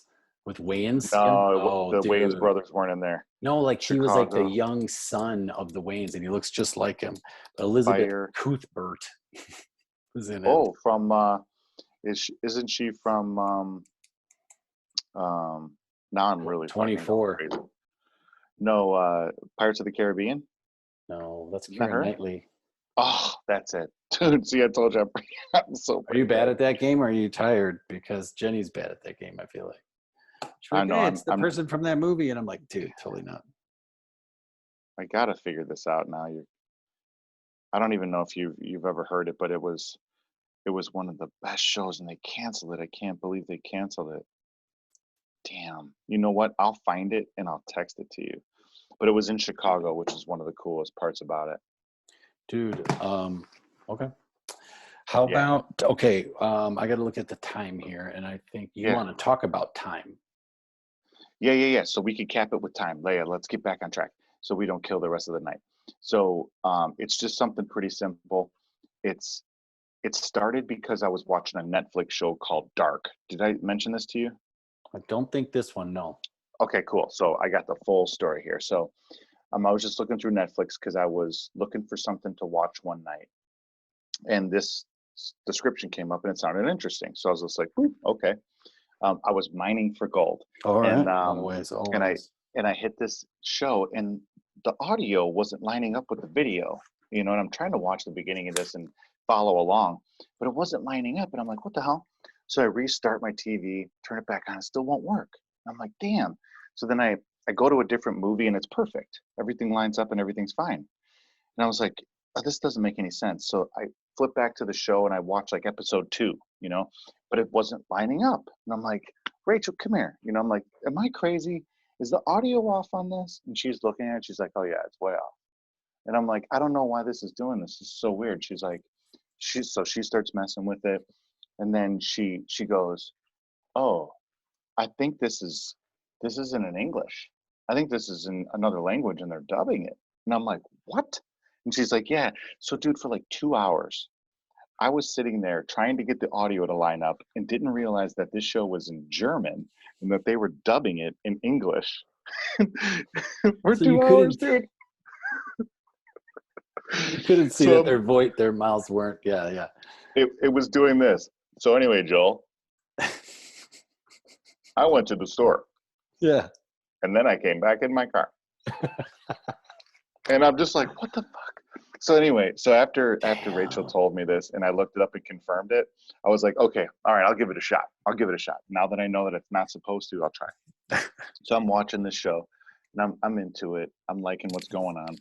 And they have some basic themes. It's almost like a Stranger Thing beginning where like one of the kids goes missing. There was another kid in the past that went missing and they're like, oh my God, it's happening again. There's some of that shit going on. I won't give too much away because I want you to see it. But Okay. but I'll give you the theme. So the theme is about time travel and it's about time in general. Okay. And I watched the show, all these kick-ass themes about time travel, the existence of time, the creation of time, the controller of time. What is time? How does time work? Is it possible to time travel? Can you only go forward? Can you only go backward? Do you really die? Are you really born? Are they the same moment in time and it's circular? All this crazy shit, all these crazy themes. So I start looking up all this information about just time, because when have you ever really thought about what time is? Like, have you really, I know obviously you can say it's midnight right now, and obviously you could say there's 24 hours in a day, the calendar's 365 days, there's 12 months, blah, blah, blah. But what is time? I'm going to ask you that question. What do you think time is? What is time to you? Like, let's do like the definition, like the science version, not like existential or philosophical, but like, what is time? It's a measurement. Okay, so it's a measurement. Keep going. What else? Like scientifically, like definition, time is, how would you define it? How would I It's a define measurement it? of. It's a measurement of the of our the cycles of like the cycles of our sun, essentially, or something to Sure. that effect. You know what I mean? Like, Sure. So you could even say like the Earth turning one full one full rotation. is one day. and how we perceive that time to be. What Right, we and then and as you travel and the earth wobbles, you go through seasons, We go through you go seasons. around the sun, Mhm. and everything goes around, the galaxy goes around the entire cluster, blah, blah, blah, blah, blah, right? Mhm. So Mhm. there's a bunch of definition about movement. So like time is really movement. It's like maybe a measurement of movement. Or distance somehow. Okay, keep going. Just a little Yeah. brainstorming stuff. Yeah. That's kind of what I'm looking for, like more like that. So like, when's the last time you really thought about what time is? Have you ever really thought about what Yeah, I don't time know, is? a couple times on topic on topics like this, or somebody bringing it up and Really? thinking it's like an not somebody I know, but like a video I've stumbled Yes, yes, across, yes. and Yeah. talking about, does it? We just made it up really to track our day, Here we but go. otherwise, what's the point? I mean, but we can just measure the sun. We used to measure with a stick in the shadow or whatever, Sure. Maybe it just meant, get home before it got dark because it was dangerous. I don't know. Sure. But yeah, I don't know. It's a way to track our day, I suppose. So time, you're saying, is something that we made up. Go a little bit further into that. Like, what do you mean by that? I mean, just that. Like, I think we would use it as a reference point at first. Like, hey, I'll be there by sundown, or I'll be there meet me at high noon, or When you talk about, like, what year are you talking? I don't know. I'm just talking in generalities of humans and time. I'm just throwing you questions. Yeah, I don't know. So I mean, Yeah. I guess from the beginning, like when we first, started like congregating together in civilizations, and then Sure. I think we probably we're always tracking the sun. Like we just realized we could track it, with like a sundial, right? And then, but Yeah, what was the stable. point? Yeah. Like it might have just been fun, like, hey, here's this, but then they found out, kind of like in with Tom Hanks when he gets trapped on the island, Castaway, he makes that little thing, and you see like, wow, there's this like 8, and when it comes back here, he knows like high tide is going to be around. Now he knows what month it is, depending Yep. on what point of the ribbon the light is. Yeah. So we started tracking just the movements, right? Again, movement, and we're tracking the movement of the universe, I suppose. Sure. So do you think, like you were saying from the beginning, so let's even call it like cavemen, right? Yeah. That's maybe the beginning, something like that. Yeah. Crow Neanderthal or Crow Magnum Man or whatever they call it. Mm-hmm. Do you think, obviously he didn't say it was time because our language was obviously different, but what do you think they called it? Or do you ever looked that up? You ever looked into something like that? What they called it? Or like what they, Yeah, I know. I get what what their you're saying. system was, or what their, like the Mayan calendar, what I mean? Or like, something along those lines. Yeah, I mean, yeah, they were. You never looked into like some of that shit? I never have. Like, who came up with calling it time? And Yeah. when did that? Or When like, did that go down? yeah. I don't know, And man. Obviously, and maybe the Greeks. sure.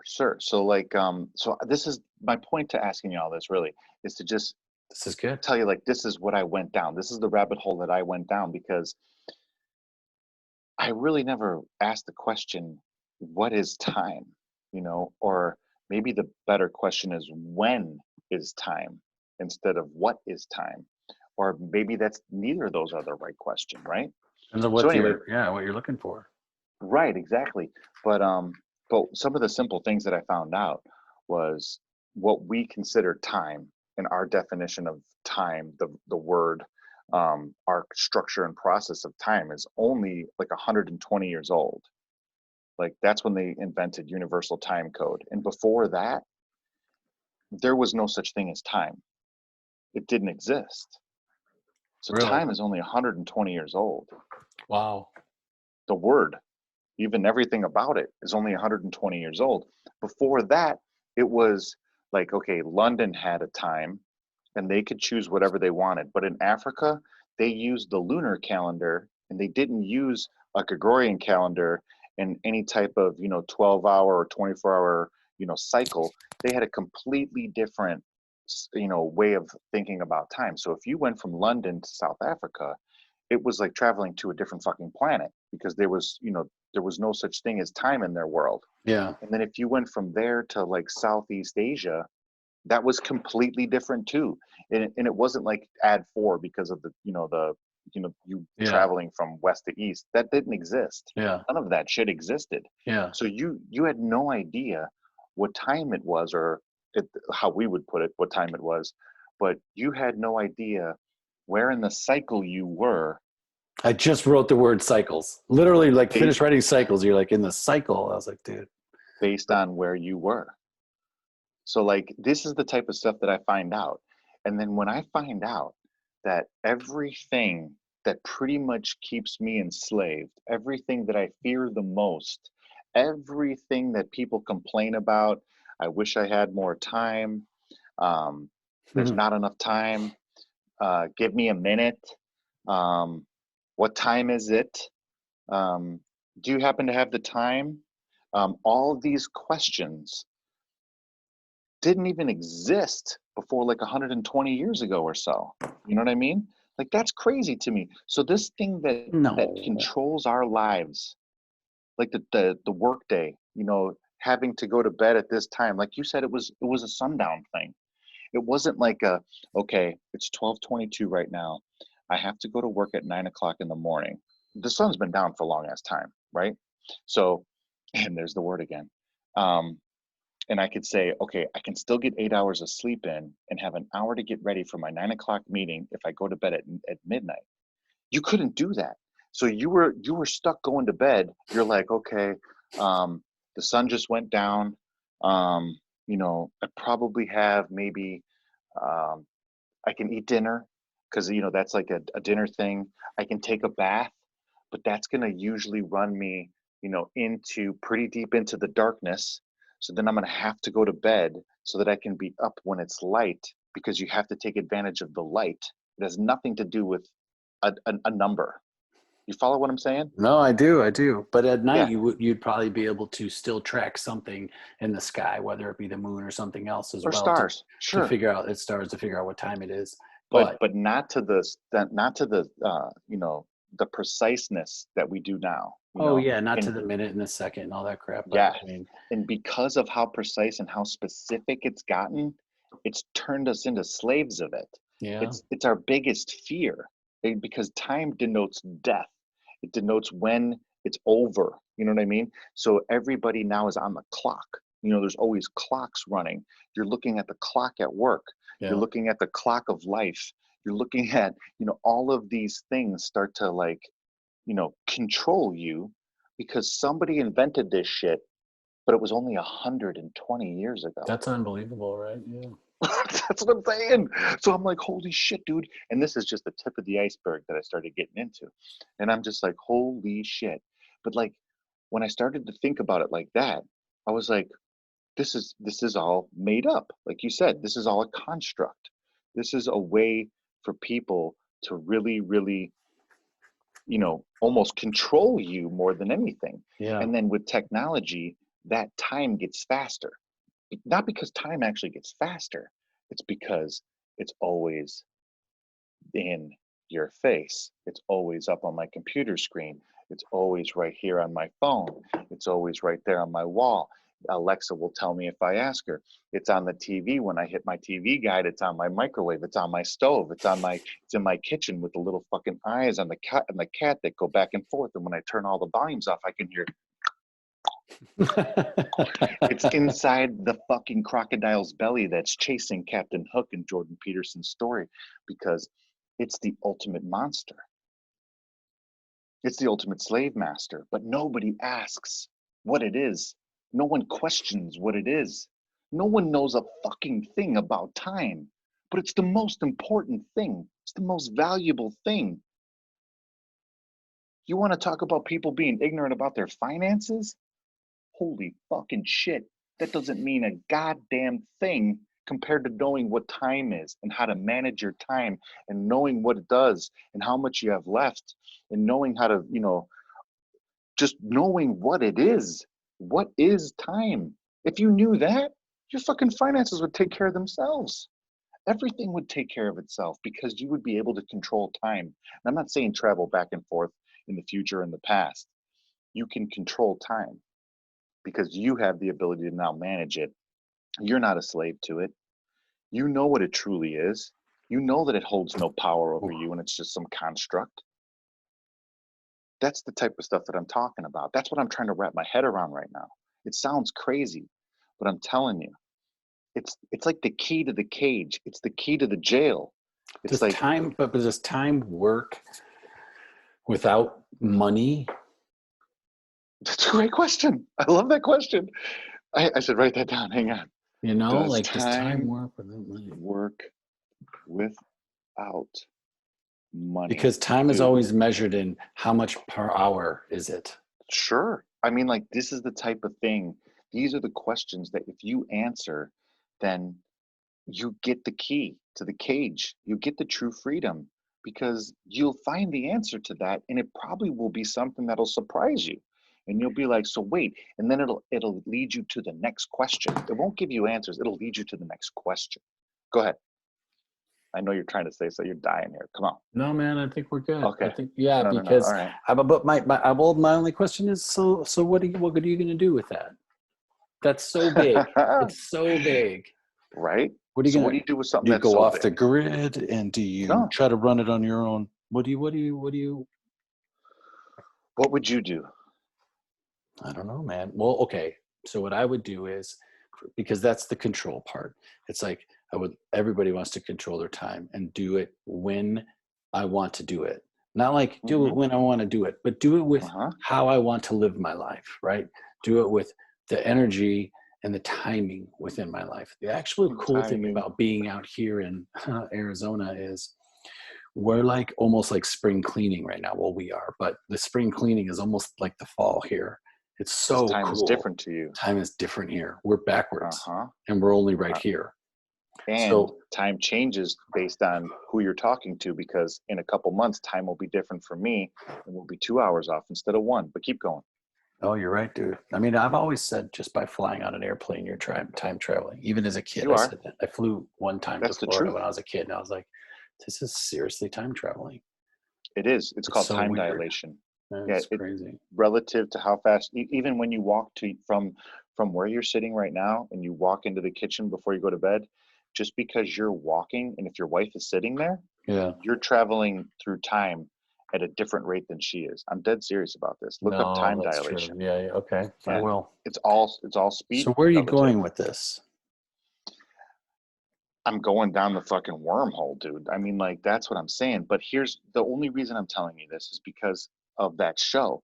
And if you get bored and you need something to watch, put it on your watch list because it'll ask you some questions. It'll give you some really kick-ass quotes. I'll read one of them. I wrote it down in my notes the other day. Language is fundamentally flawed and limited. It's a limited vehicle for our meaning. That might have been from JP. Hang on, let me go back further. I'm going to read you a quote while you go ahead. Go ahead. Yeah. Read. Dude, we were going to, it was on Halloween and we were going to see Jenny's, one of her old professors, to her house, and we were going to meet up with their kids. But by the time we got there, they were already gone because it took us forever to get there because we walked. And we looked in the window and the big bright front room was lit open and it had a sign on the wall, like one of those signs, it would say like eat, pray, love or something, you know what I mean? Just kind of one of those almost generic signs, but it might've been chalk. And it said, speak kind words, receive kind echoes. I always thought that was really cool. Speak kind words, receive kind echoes. Yeah, I think that's in one of the rules for sure too, where they talk about something like that. Yeah, it's interesting, this book, and how much reference to the Bible and religion and stuff there is in it. You know what I mean? I was telling my buddy that, who's a real big Bible thumper, and I wanted him to read it, and I was like, dude, he talks a lot about the Bible in here, dude. You'll dig this, trust me. Bible thumper. What's that all? I mean, I've totally heard that term, but what does that like thumper mean? Like they just boom, boom, preach boom, the Bible. Boom, boom, yeah, boom, like boom. This book right here. Man, this book. No, this looks more like the Bible right here. This book right here is gonna be your savior. It's gonna give you every answer you need. It's from like old school. Before there was Vegas, they would stand outside with the bank and be like, yes. They click them, and then we would try to hand everybody, hey. To get your attention. I'm telling you. Okay, here it is. He's like, dude, I got 7 Bibles at home. Okay, come on, give me a break. Did you get the Bible from what's his name in high school? Mr. Mundy? Monday. Yeah. Yeah, Yeah. dude, I still got it. I still have That's it a pimp too. ass Bible. All right, here's my quote. Does beginning and end describe the same moment? Think about that. I suppose for two different separate things. Like when you're born, it's like the end of like that stage, and it's the beginning of the next stage because you're coming from this liquid environment into breathing, and you're Sure. off. Now you're not free of the cord. Cut the cord. I bet you could use that quote and describe 100 different things if you really thought about it. Yeah. But here, how about we end with that quote, and then we can come back after this and talk about what we think with that quote in mind to kick off the next podcast. But how about we also do something similar to what we did in the beginning, just so that we or maybe we could just come to the table with 2 ideas each every time we do this, so that we have some structure and we have some topics. And I don't need to know what they are. I don't need to know, or you don't need to know what mine are. But then we can also come into each other's topics with fresh ideas, no bias, no homework, nothing. But come to the table, obviously, with your 2 ideas and have some homework, have some notes, have some quotes, have some shit. Yeah. So, no, I love that. yeah. And then the first one I put down was reading, because I think that, okay, I don't want to say that as soon as we're done with one book, we jump into another, because I think we also have other books that we're reading on our own. Well, that's why I just picked up one. I didn't know if we wanted to, keep syncing up books like that. No, we do. Yeah. I do. But my question to you is, do we just double back onto it, or do we say we take, I don't know, like, do we take a couple weeks off? Or is it, you keep going. Because I But think let's keep every picking show books needs to before we talk end. about, like we need to have like every show we should be talking about what we're reading, and we should be reading like the it. same thing. So if you're put that down, put that note down, or write this down, because we got to get some structure around this bad boy. Yeah. And when we do, we'll have a way easier time, and it'll be way more cohesive. And then we can leave some time at the beginning and at the end to fuck around and just bullshit. But I like that a lot. So how about let's talk about, well, you still got to finish 12 Rules for Life, but I'll read this young book until you finish 12 Rules for Life, and then I'll sync back up with you, and we can discuss which book we're going to read next and agree on it. Well, did you already start Maps of Meaning? No. Then let's just roll into. Do you want to roll into that?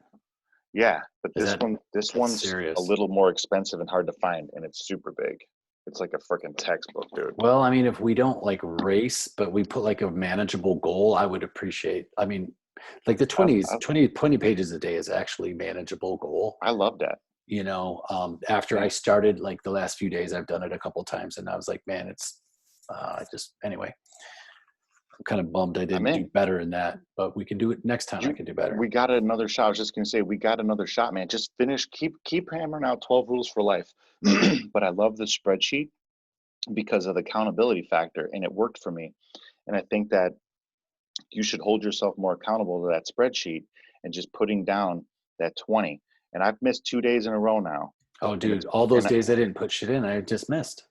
Well, but listen, and I feel bad about it. And one of the reasons and one of the things that popped into my head, and I immediately shut that shit down, was it's okay because Joel missed a bunch of days. And I go, no, that's not fucking it. Don't put that on Joel, and don't put that on yourself. I'm like, that is not it. You fucking fucked up and you missed those days when you could have read earlier. You could have already done this. This is on you. Don't even for a second try to put somebody else in that shit. No, understandable. Like, I agree with that.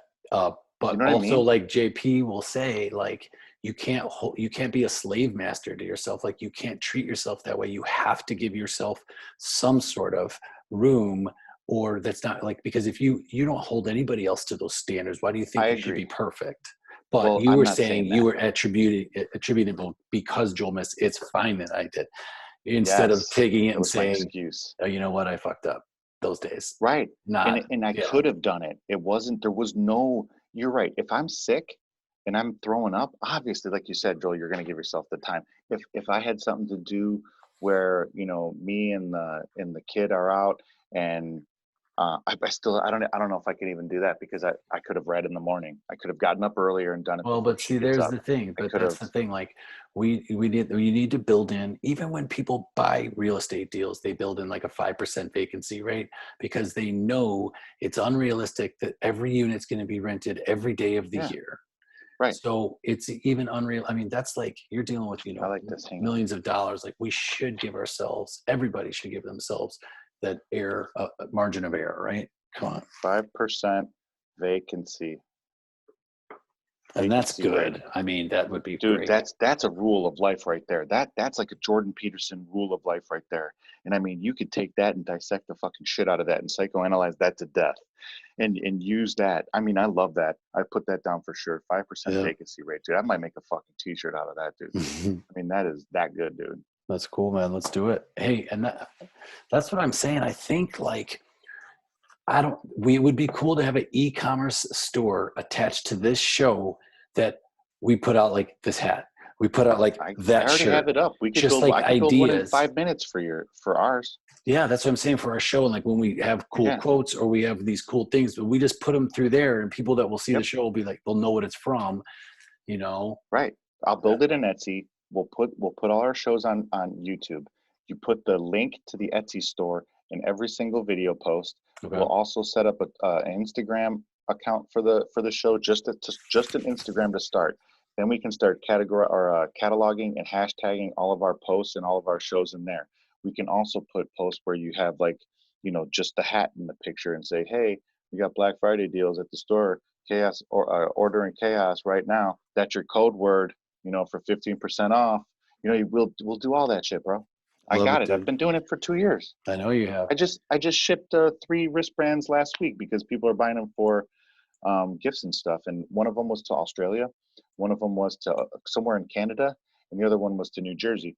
So I was like, that's awesome. I'm shipping them all over the world.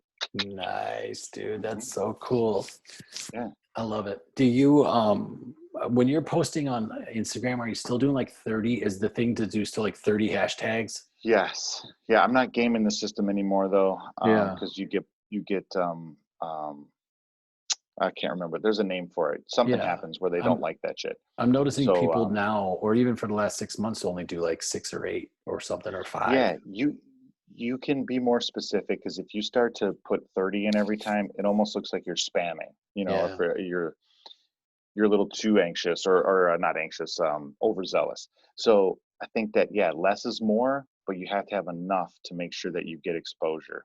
And Okay. if you take your pictures right, you present the media right, our videos, we get a cool fucking logo, like I said.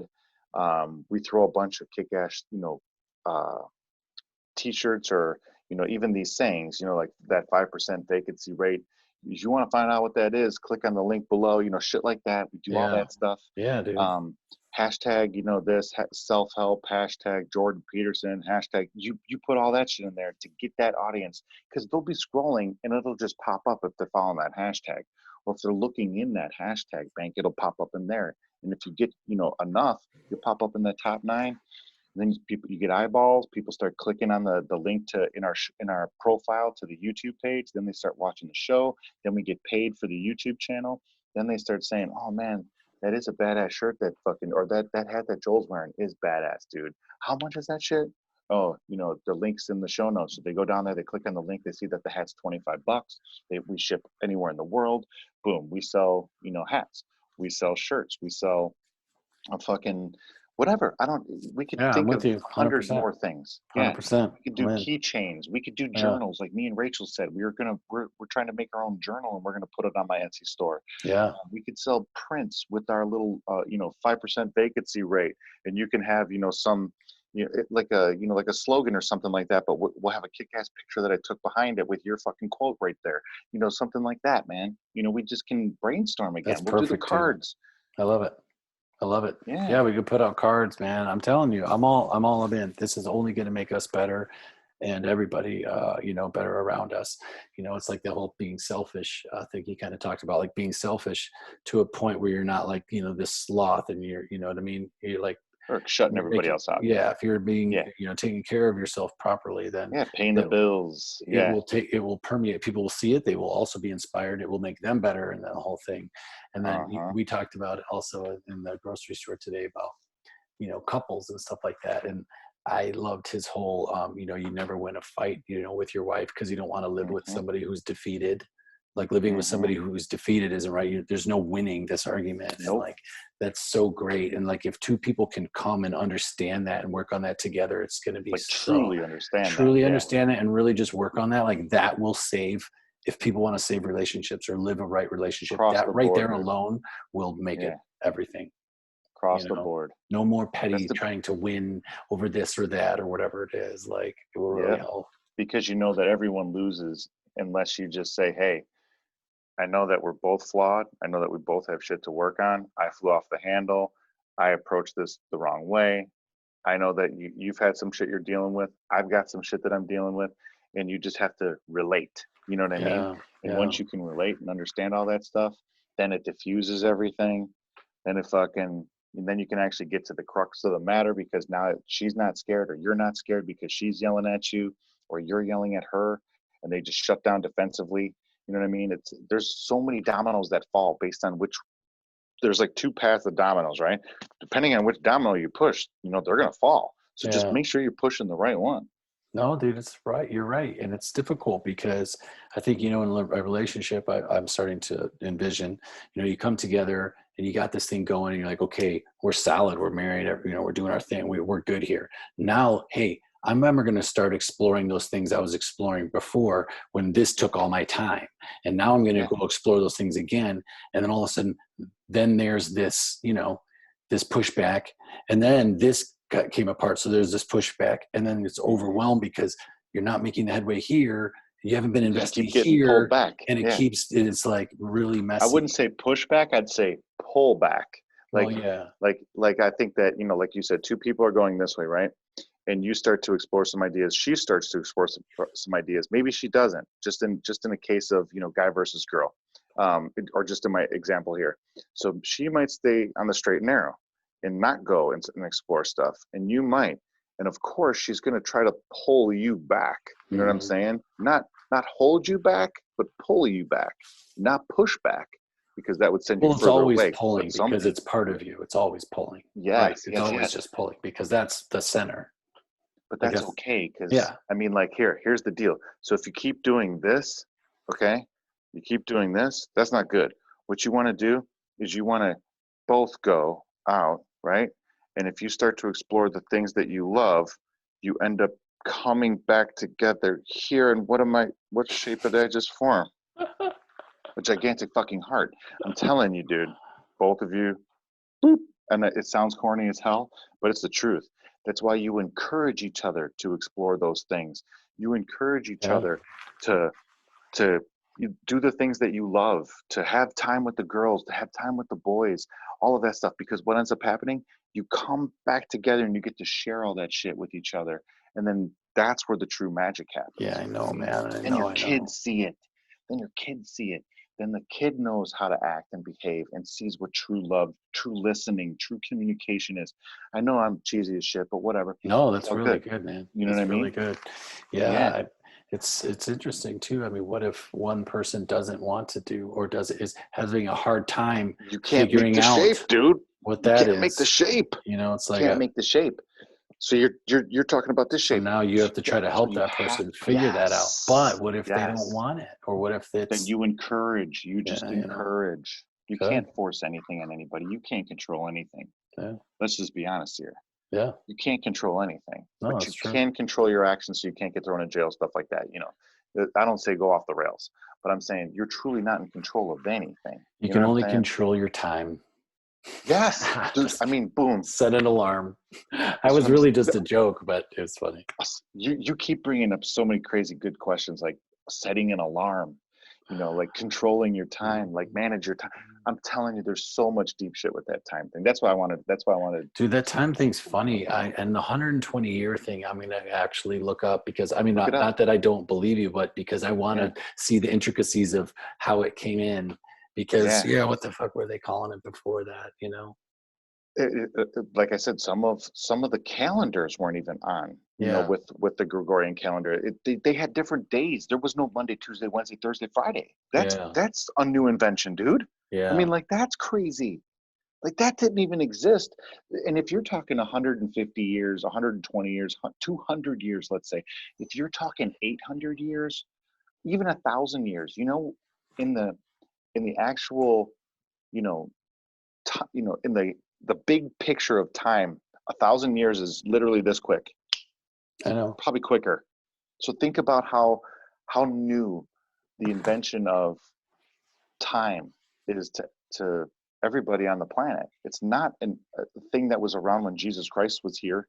It's not in the Bible. They don't talk about clocks and time in the Bible. Yeah, it's always it's always days and years or it's months Yeah. and years, but Suns or the sun rose suns or or the moon, after the harvest sun moons. set on the fifth Yeah. day, God created, blah blah blah. I don't know how exactly Yeah. how it goes, but you get my point. Yeah. No, yeah, Yeah. but that's true. On the second full moon of or whatever, They didn't say like Moses busted out his pocket watch and checked to see that it was 9:30. 9:30, the goats always come out of the pen because they eat at 11:15. Like there was none of that shit in No, fucking the that's Bible, not. dude. It's always like, high noon or dusk or Yeah. whatever, sunset. Yeah.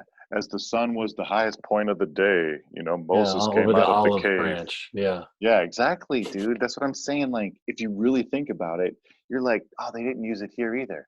No, they don't talk about time or anything like that here either, or clocks or anything like that. None of that shit existed. Yeah. Dude, this is from the mid 1800s. Hey, dude, that's amazing. Yeah. Dude, I want to I'm going to leave you with this. I want to run Yeah. a marathon at where it originated in Greece. In Marathon. Greece, yeah. That's what I want to do. Marathon. But all this running has got me excited. I'm going to go half marathon. I'm going to go marathon. I'm going to go I'm going to go Ironman. I'm going the whole way. And that might be over a decade. Might be over a decade, but that's happening. That's happening. So it's just going to be a long-term play. What's the do a duathlon first. Yeah, that'll probably be a good step in there too. I'm going to do the Schaumburg one with Rachel this summer. Like so we can help each other train. Yeah, that's a good idea. Yeah, I'm doing the Schaumburg one with Rachel. She's done it 2 years in a row. This girl's crushing it. So, she's crushing life. Yeah, she should be wearing her shirts, bro. We need fine, I'll send her one. What size? Like small. She's teeny. Women's small. Sure. Those pretty small. I don't know if actually I don't think I have any more women's small. I'll send a medium. How about medium? Yeah, that's fine. That.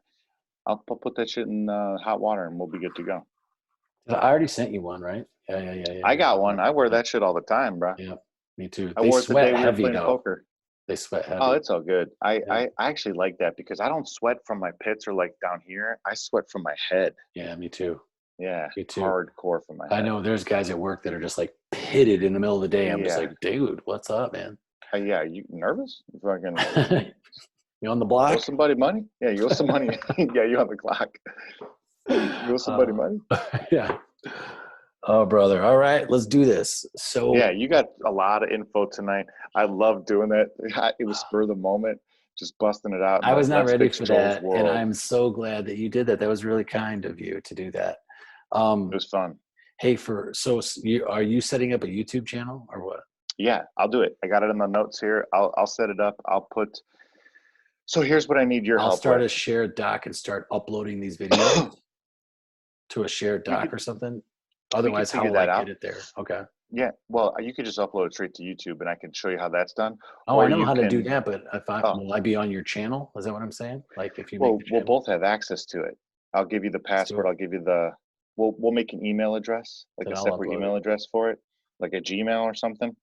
That was, where we can send all of the people to, when we talk and stuff. Hey, man, if you guys want to drop us a line, go to orderandchaos@gmail.com. Love it. Something like that. Yeah. And yes, and we'll set that up. I'll give you the password so we can both access the YouTube channel. You can go live if you're feeling, funky. And I went live tonight. I went live on YouTube tonight. I played. Yeah. I started just. I was on for like 20 minutes, and I just started playing the guitar, and I was like, these are some songs I'm working on. Boom. I just had so that's what I'm saying. inclination. Yeah, that's what I'm Whatever. saying. You were in the Yeah. flow. I was So that's what flowing. I'm saying. Well, I'll set it up. I'll get everything rolling with the email address, with the YouTube channel. What I need your help with is thinking about logos or some sort of identification besides the name. Okay. Obviously, we'll figure out how we can either share the information, like the podcast here, the video, or you can just put it up yourself. But if we have somewhere we can share it and you're busy, I can do it. We got to be consistent. Like, write this down. I'm going to put it down too. Consistency is the key. Consistency. Consistency. So we have to figure out a day when we post the show, and it has to be that same day, roughly the same time or same, evening or day, either sun up or sun down. Let's stop talking about time. We'll use the old Bible ways. To that, I would say we were at a pretty good clip there. We were doing Monday nights, and it seemed So you wanna actually post it that then? worked. So no, I think like that should be the night we do the Tuesday? show. Yeah. We record the I'm in. show, Monday, and then I can have it recorded. I can post it probably the next morning because sometimes it takes Zoom a minute to download. I like this. So, and just tell me what you're thinking about it. We do the show Mondays. That's the day that we put on the calendar for doing the show. And like you said, we're gonna have the 5% vacancy rule. Yeah. I'm gonna use that shit, bro. Yeah. And I'm gonna use the shit out of that. And we got the 5% vacancy rule baked in. So if we say to everybody, hey, we'll put the show up Tuesday by midnight, we just took our 5% vacancy rule and smashed it between midnight Monday and midnight Tuesday. So if something happens, we have no time to reschedule the show. No time. I say we film it on Monday, we post it on like Thursday night or Friday. You know what I'm saying? Something like that. So we have some time just in case we need to use Wednesday as our bailout day because Monday something came up. Yeah, I like that idea. That's a good idea. Yep. It's all based on that 5% vacancy rule. It's all based on the show you just did and how you would have redone it, probably releasing shows. I love the 5% vacancy rule, man. Dude, this is good. This is good. So we'll say Mondays. We'll do them on Mondays. And, there might be sometimes somebody might be doing the show solo. I don't know. Or maybe somebody calls in. We'll see how it goes. It would have to be something where one of us is on vacation or one of us is, somewhere predisposed, like if, illness or something like that. Yes, definitely. We're doing a solo show and we're going to keep it consistent. But for the most part, if we have 4 flex days, well, we should be fine. I dig it. Yeah. If not, we're lazy as fuck. Yeah. All right. Or we're just not really into it. I think we're going to be fine. We're just going to be recording. There we go. The stuff we've been doing it. We've been doing it for our health as it was already. That's what I'm saying. So order in chaos. All right. I'm thinking about some logos. I like logos. I'm not a Pisces, but I mean, I like the 2 fish with the, with the yin and the yang. So I don't know. I'm thinking. Just Google search it, do some homework, bring some ideas. I'll bring some ideas to the table. We'll pick the winner. We can even draw one out, make your own. Yeah. You're not a drawer, so this is going to be different for you. Yeah. Start making shit up. You're sitting at your desk and you're bored, and all of a sudden you're like, or if let's say you're distracted, immediately go into drawing the order and the chaos symbol. Once you start doing that, you're going to remember me saying this, which is, Joel, focus back on your fucking work. Put the pen down. Who cares about the symbol? And then you're going to be like, oh, I remember Jones saying that now. And you're going to go right back to working and getting your shit done, because once you get your work done, then you can get the fuck out of there and you can go focus on whatever the hell you want. Yeah, right. But I'm just saying, start putting that fucking 5 buck fish. You go, excuse me, I have my headphones in. What? You're like, I was working on a logo. I couldn't hear it. Yeah. Give me a minute. I'm doing a personal project right now. Yeah. Jordan Peterson's about to wrap up this video. Hold on. Yeah, he's telling me how to handle toxic situations at work right now. So calm down. They're teaching me how to deal with you. I love telling people to calm down. It's like the worst thing ever. Oh, I mean, like if you want to pour some gas on that shit and light it with a fucking match, it's like, calm down. I know. And that's why it's funny when somebody's totally not even freaking out. Like they laugh at their own joke and like, you're like, hey, calm down. And then all of a sudden they're like, what? What's he talking about? Oh, I'm done. I gotta pee go. so bad. You're moving like you have to pee. Yeah, I'm like, well, Sir, until next time, it was a pleasure and an honor. always, sir. And what are we gonna do? We're going to crush life. Baby. Over and out, sir. All right. Later, brother. Peace.